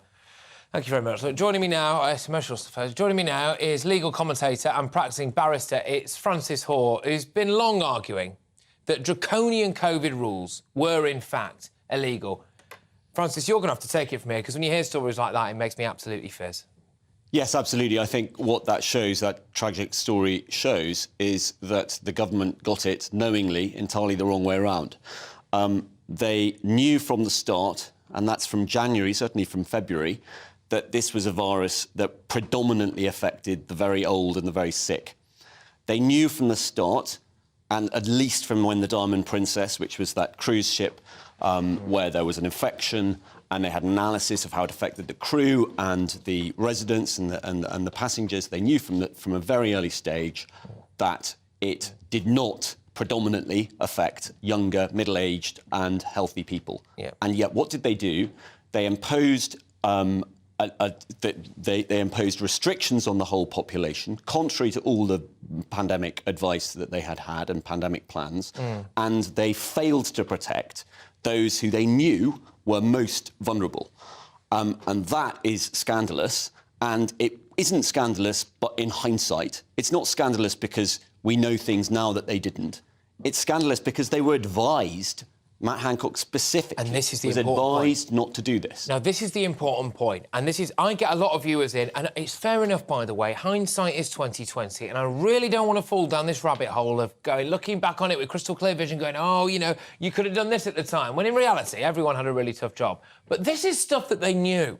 This is stuff that they were told about. They knew, supposedly, according to excerpts here, that they were told that shielding, so elderly people who weren't even in care homes, so people who were just shielding, ordinary people out in their homes, locked into some kind of essentially homemade prison in house arrest, they, of course, were then locked away, despite the fact that the likes of Matt Hancock were supposedly told that would make minimal difference. Francis, just one more very quick one. Do you think there could be criminal charges here? Well, I mean, it's very difficult to impose criminal charges against public servants, especially in circumstances like this. But I think the more important thing is that we learn lessons from this and that we don't rush helter-skelter into extraordinary, draconian, as I say, I think unlawful, potentially, measures like this. And that we do protect those we know need to be protected. Tony's mother. Exactly. Now, look, Francis, thank you very much. We were going to have a bit long for you, but I hope you can understand. Pleasure. Obviously, we kind of wanted to let Tony have his say there, so really appreciate your time and you coming in. That's Francis Hall there. Thank you very, very much. Now, in a statement, a spokesperson for Matt Hancock, said, these stolen messages have been doctored to create a false story that Matt rejected clinical advice on care home testing, and that is flat wrong. So there we go. Right, coming up in Uncancelled, Corrie star Charlie Lawson has his say on the Quran drama, that's right, and woke theatre bosses later tonight. You're not going to want to miss it, but next in the media buzz, my superstar panel debate whether ITV has succumbed to the cancel culture mob by siding, yet again, with Meghan Markle over her row with Jeremy Clarkson.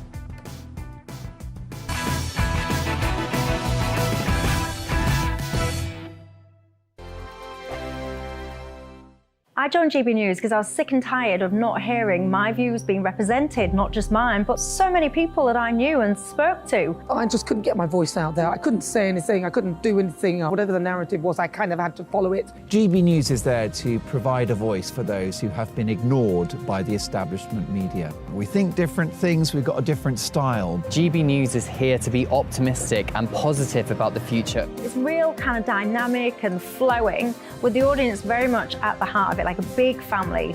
Here at GB News, we talk about the things that matter to you. Hearing the voices from right across our towns and cities, especially our towns. All sides of the argument represented with a heavy dose of opinion. We're on a mission here to make a difference. And the GB News family really is here for you, and whatever time of day you can watch or listen. Britain's watching. Britain's watching. We're proud to be GB News. The People's Channel. Britain's news channel. Westminster is going around in ever-decreasing circles, followed by the media. Britain is broken. How on earth did we get into this mess? But more importantly, how do we get out of it? Join me at 7 p.m, Mondays to Thursdays on Farage, here on GB News. We will have open, rational debate. We've got to work out how Britain moves forward from this. Join us here on GB News, the People's Channel. Britain is watching. You've probably seen politicians interviewed 1,000 times, but we do it differently. We find out who they really are, we don't shout, we chat, and hopefully we bring a bit of light, not just heat. Did you know Kate Moss? Apparently. Do you have a pair of jeans or a pair of jeans? No, of course I don't. What would I do with them? My friends are like, oh my God, what's she doing now? Join me every Sunday at 6 for Gloria Meets, only on GB News, the People's Channel, Britain's news channel.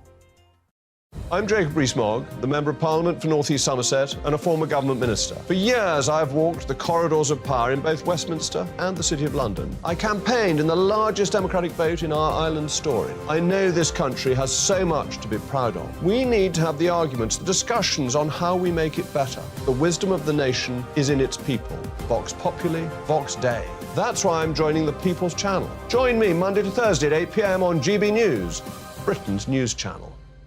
I'm Mark White. As GB News Home and Security Editor, I cover those key issues that are so important to you. Our authorities, our communities doing all they can to combat violent crime. With the public services under unbearable strain, why are we still failing to control our borders? Defence, the first priority of any government, has been continually hollowed out. Can we trust our politicians to protect the armed forces? Join me, Mark White, on GB News.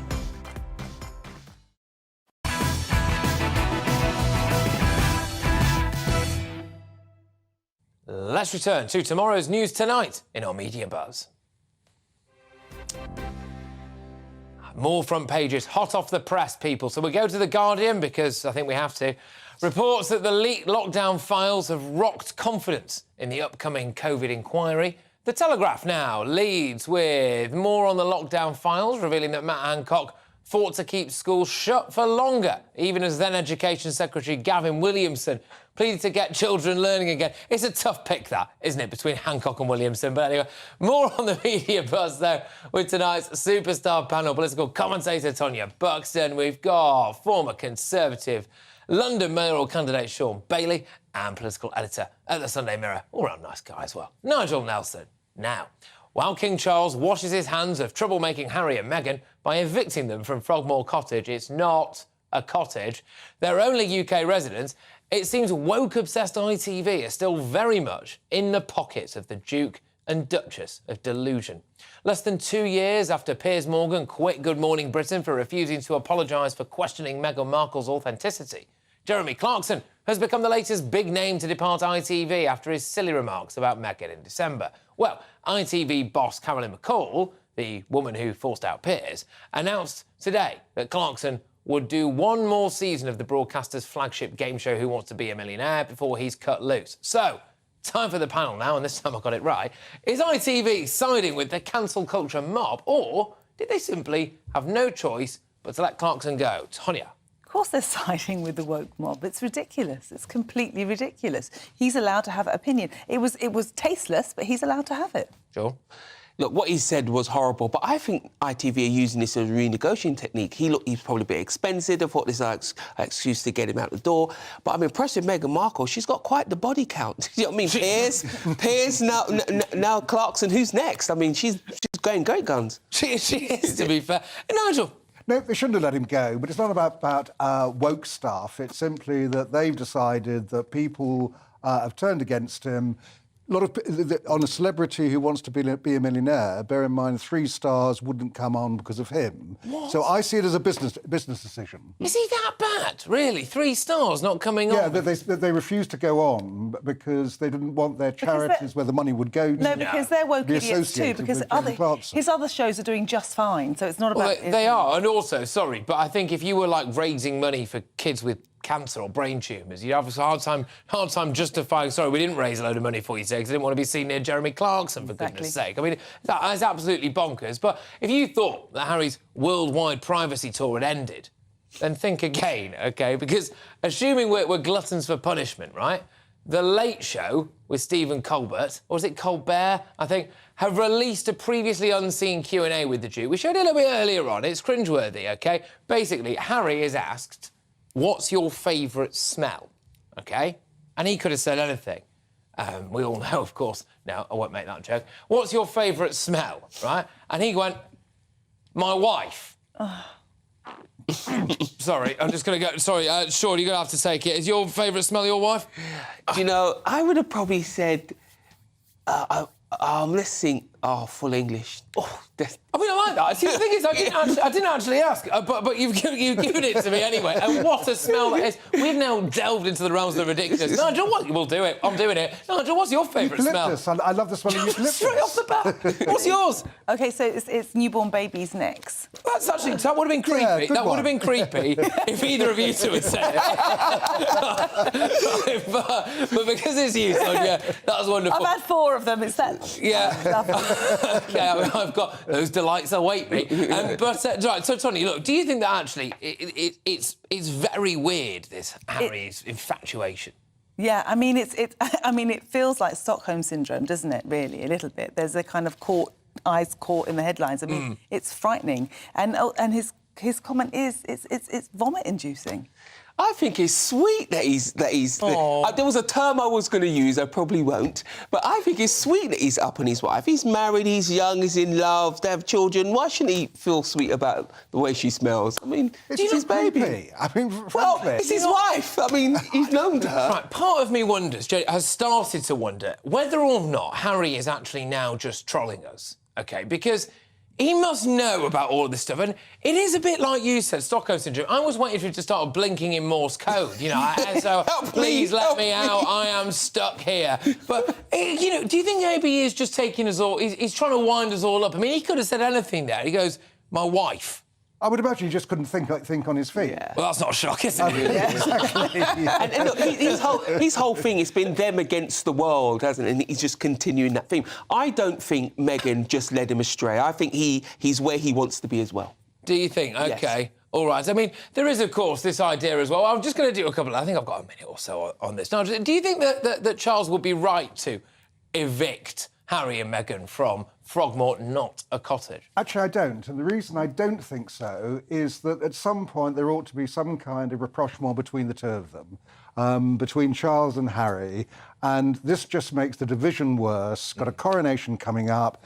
Can Harry be invited now? Must be much more difficult. I'm sure we could pay for the rent. Chucked him out of his pad. You would not reward your abuser, and Harry and Meghan have been abusing the royal family throughout. You do not reward them with a cottage. I think he's right to do it because they're no longer royals. If we are, I don't know if we pay for Frogmore or not. He is Charles's son. There's a human element. I'm with you, and all along I've said I hope they get back together. I'm all about family, but at the end of the day, he's no longer a royal. That's for royals. He gave that job up. If I give my job up, they take the computer away.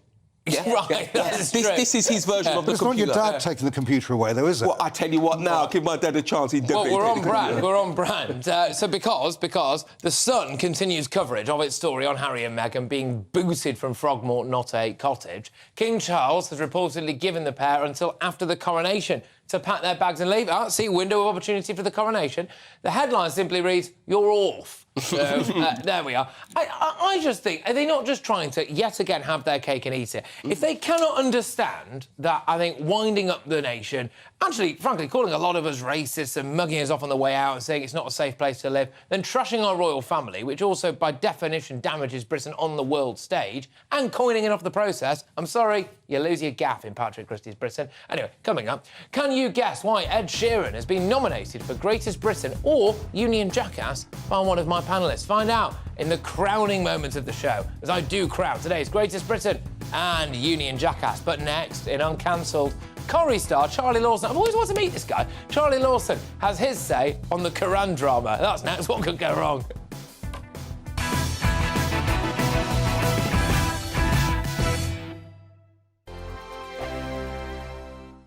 First and foremost, I'm a GB News fan, and I was before I was working here. Just love the fact that we're asking the questions that a lot of establishment media won't ask. With a bit of a twist, we not only want to inform you, but we want to keep you entertained. It's worth the drive because you get in and the team's all ready and waiting, they're itching to go, and it's a proper little family. GB News is the People's Channel. It's the audience that makes the programme sing. We're giving our viewers and our listeners a voice. I see the thousands of your letters, tweets, emails, you name it, coming in. Britain is broken.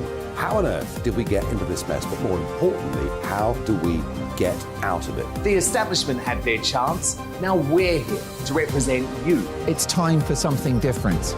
It's time for GB News. I'm very patriotic. I believe in Britain. Our best days lie ahead. Britain's watching. Britain's watching. Join us here on GB News. The People's Channel. Britain's news channel. Monday to Thursday, 9 p.m. till 11 p.m. Join me, Dan Wootton. I'll bring you the sharpest takes and hottest debates. Do you not believe in prison? I don't believe in prison. I'm completely stunned. I guarantee you there'll be no spin, no bias, no censorship. I actually was personally quite offended by it. And no reason to go to bed. So I guess they've always been quite woke. That's Dan Wootton tonight on TV, radio and online. Monday to Thursday from 9 p.m. till 11 p.m. on GB News. The People's Channel, Britain's news channel. I'm Simon Evans. Join me on GB News for Headliners at 11 p.m. What's the scoop? I'll be joined by two of the country's top comedians. That's right. As we take a look at tomorrow's newspapers tonight. We're going to get into trouble. If it's a big story, we'll be covering it. Spill some tea on him. There we go. But we'll also have some fun. I wouldn't stick up a bank. My father didn't love me. So anyway. Headliners every night from 11 on GB News, the People's Channel, Britain's news channel.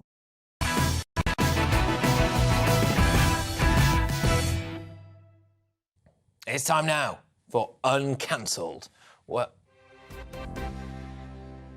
Britain's top commentators speak out on controversial issues without the fear of cancel culture sweeping the rest of the media. Now, Home Secretary Suella Braverman last night raised concerns over West Yorkshire police recording a hate incident at Kettlethorpe High School after 4 pupils allegedly scuffed a book, right? The book, as it happens, was a copy of the Quran, which was brought into school by a 14-year-old autistic pupil who has since allegedly received death threats from the religious community. Now, despite the school maintaining there was no malicious intent, the student's mother, which people are watching us on telly will be able to see now, was forced to apologise to local Muslim community leaders whilst wearing a headscarf, obviously, as the safety of her child became a serious concern. I am delighted to be joined tonight by soap star and man of the people, Charlie Lawson.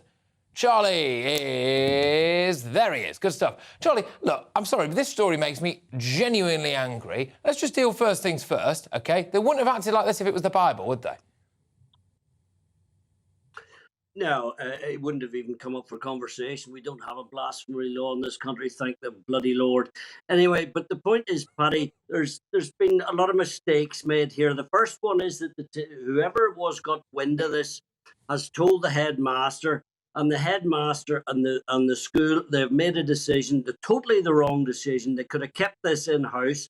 The police have tagged along with it because they're scared shitless of the local community. And I believe the local community, and I have made one phone call on this, I believe that the local, the heads of the Muslim faith in the area have made a mistake. We all know that everybody is egging on these protests. We've seen it with cinemas. Not 10 miles from this school, there is a teacher who has gone into hiding, fearful of his life. I think there was an opportunity missed here by the Imams or whatever the hell they are, and I apologise for not getting their titles right. They could have actually spoken up and said, listen, we have dealt with this. It's fine. It was a school child. Let us now get on with our life. We are teaching respect to people. But they've missed the trick because quietly somebody in the background is on the phone stoking this up, and it will not end well, Paddy, because let me tell you, eventually they will get the result they want, and some right-wing lunatic will take advantage of this and they'll be clapping their bloody hands. Well, I am incredibly worried about that. Charlie, the fact is, right, that Muslims or anyone from any religion in this country does not have protection from being offended. They don't have the right to not be offended, do they? No. And I mean, that is... Sadly, I'm afraid that is going to disappear within our lifetimes. I can just see it because we are following this agenda, hook, line and sinker. And I'm telling you, it will not end well. If you imagine, and I digress slightly, but the gentlefolk of the Republic of Ireland are now starting to rise up and say, oi, start listening to us. Start listening to us on the subject of illegal immigration. I'm telling you what, somewhere along the line, be it in Batley or be it anywhere else, somebody is going to start saying, oi, listen to us, and it will not end well. And unfortunately, it will play into the arms of the people, the fundamentalist people, who are not shy about coming forward for a war.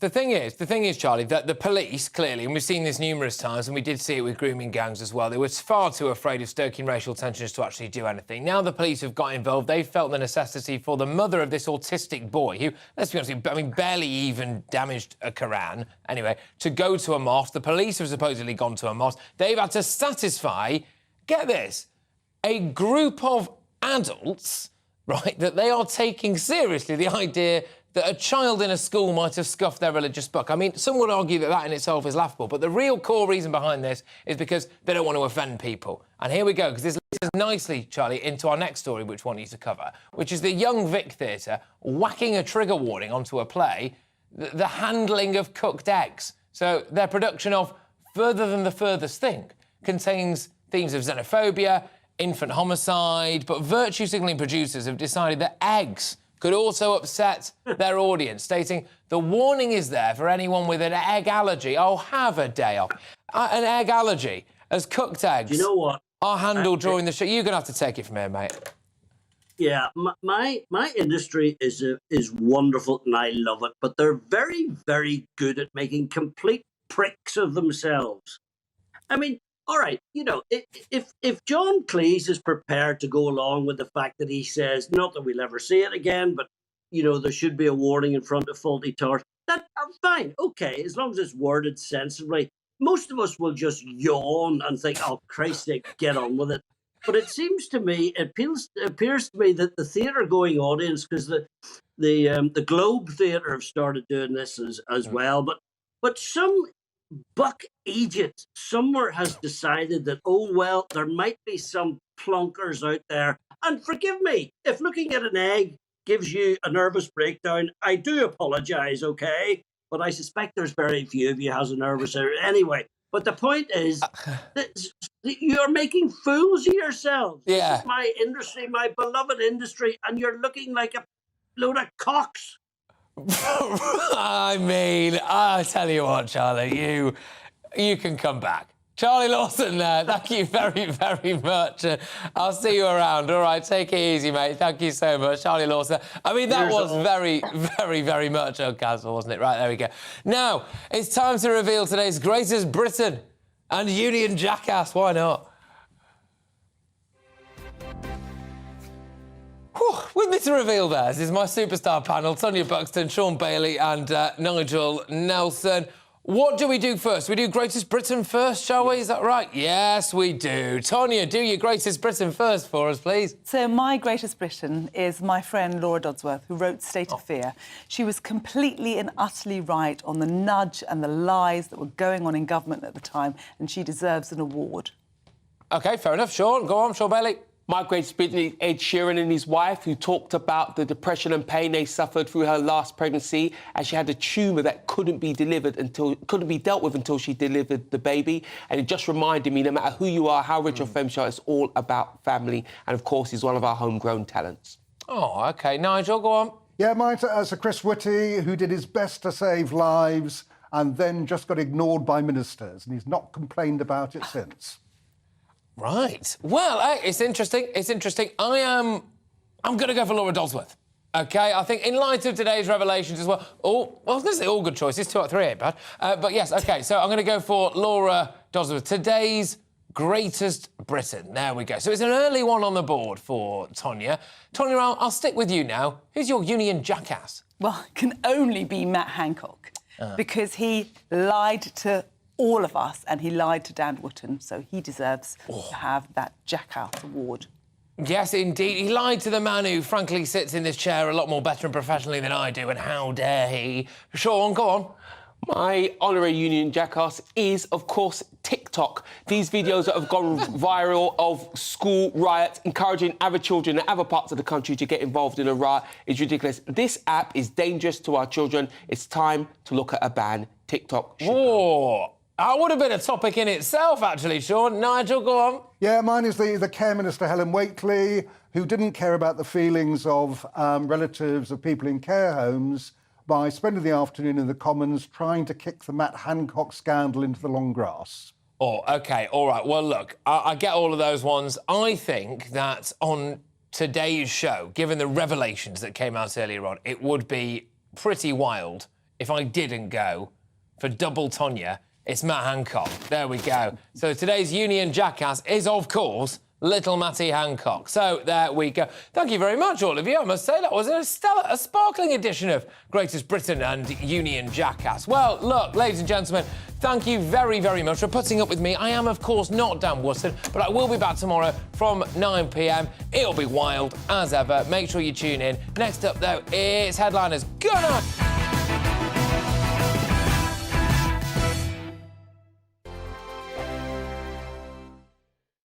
First and foremost, I'm a GB News fan, and I was before I was working here. Just love the fact that we're asking the questions that a lot of establishment media won't ask. With a bit of a twist, we not only want to inform you, but we want to keep you entertained. It's worth the drive because you get in and the team's all ready and waiting, they're itching to go, and it's a proper little family. GB News is the People's Channel. It's the audience that makes the programme sing. We're giving our viewers and our listeners a voice. I see the thousands of your letters, tweets, emails, you name it, coming in. Britain is broken.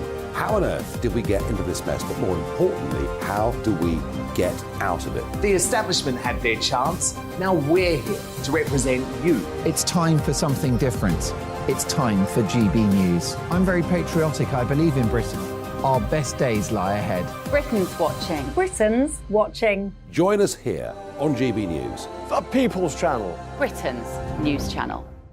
I'm Andrew Doyle. Join me at 7 o'clock every Sunday night for Free Speech Nation, the show where I tackle the week's biggest stories in politics and current affairs with the help of my two comedian panellists and a variety of special guests. Free Speech Nation, Sunday nights from 7 on GB News, the People's Channel, Britain's news channel. Here on GB News Live, we'll be keeping you in the picture, finding out what's happening across the country and finding out why it matters to you. We'll have the facts fast with our team of reporters and specialist correspondents. Wherever it's happening, we'll be there from 12 noon on TV, radio and online. GB News, the People's Channel, Britain's news channel. I'm Michael Portillo. Join me on GB News on a Sunday morning for topical discussion, debate, arts and culture, and sometimes even some ethical dilemmas. I don't always agree with you, Michael. Michael Portillo, Sundays on GB News, the People's Channel, Britain's news channel. Hello, I'm Michelle Dewberry, and you can join me every weekday 6 till 7 on Jubes and Kerr. You're an inspiration to us all. Clip that bit up. Well, you are. That's my ringtone. My political ambitions are, those days are gone, I can tell you. She's only teasing. Go on. He's probably going to want to lay down now. I'll give him 2 minutes to have one. Let's respectfully disagree. That's what we like on Jubes and Kerr. Come and join us. GB News, the People's Channel. Michelle Dewberry, weekday evenings at 6 o'clock. I'm Simon Evans. Join me on GB News for Headliners at 11 p.m. What's the scoop? I'll be joined by two of the country's top comedians. That's right. As we take a look at tomorrow's newspapers tonight. We're going to get into trouble. If it's a big story, we'll be covering it. Spill some tea on him. There we go. But we'll also have some fun. I wouldn't stick up a bank. My father didn't love me. So anyway. Headliners every night from 11 on GB News, the People's Channel, Britain's news channel. Join me, Nana Akue, Saturday and Sunday afternoons on GB News. Expect fiery debate and passionate discussion as me and my panel tackle some of the biggest topics hitting the headlines. It's a place for everyone's opinion. No one gets cancelled, but no one gets an easy ride. Oh, she's on it today! Be ready for conversations that are fierce, frank, and of course, fun. Every Saturday and Sunday afternoon from 4 p.m. on GB News, the People's Channel.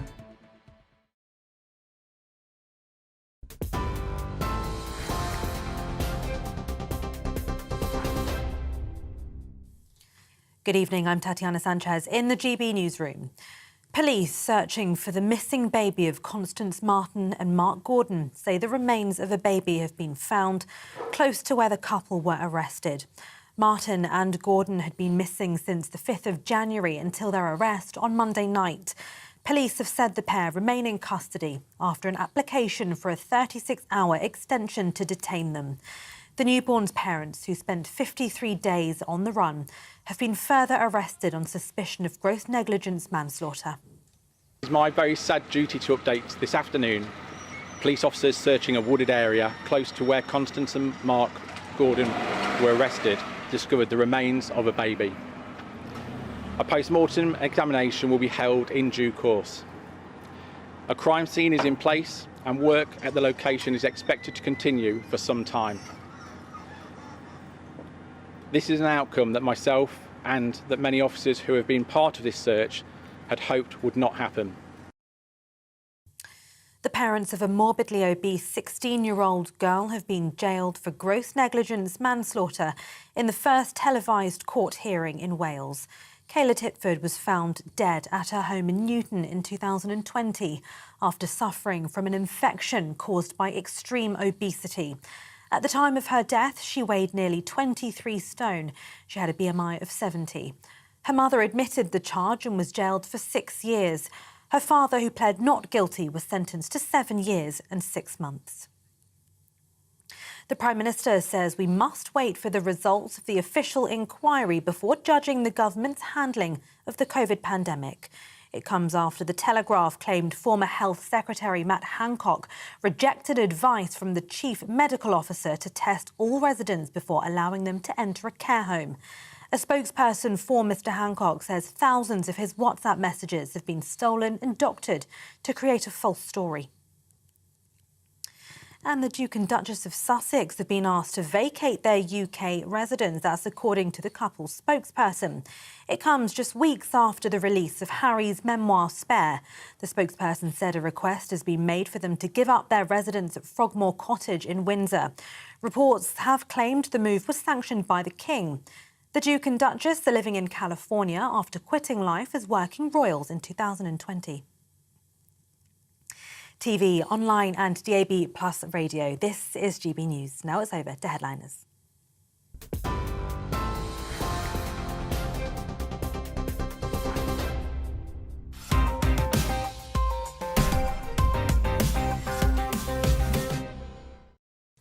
Hello and welcome to Headliners. I am your host, Simon Evans. Joining me to squeeze all the goodness from Thursday's newspapers are top story stompers Leo Kearse and Steve N. Allen. Good evening, gentlemen. Good evening. So, let's take a look at tomorrow's front pages. First of all, we start with the Daily Mail. They have Carrie, keep killer pilot behind bars. There's the image we've been waiting for. The Telegraph has Hancock's rearguard action to shut down schools. Picture there with Gavin Williamson, with whom he clashed in various WhatsApp messages. The iNews has UK chickens may get jabs to stop bird flu spread in humans. How long before we get the WhatsApp inside story on that one? Guardian, confidence in COVID inquiry hit after leak of Hancock's messages. The Times has an NHS plan to help millions stop using antidepressants and also painkillers, if you read the subheading.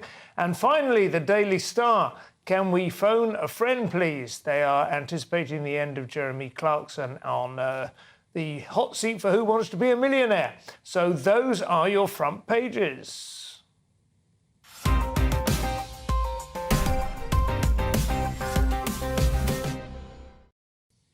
So let's kick off with the Telegraph, Leo, who have been dominating the news in a manner unseen since the MP's expenses scandal with their little scoop. Yes, they've got this scoop. I mean, it's not that amazing, but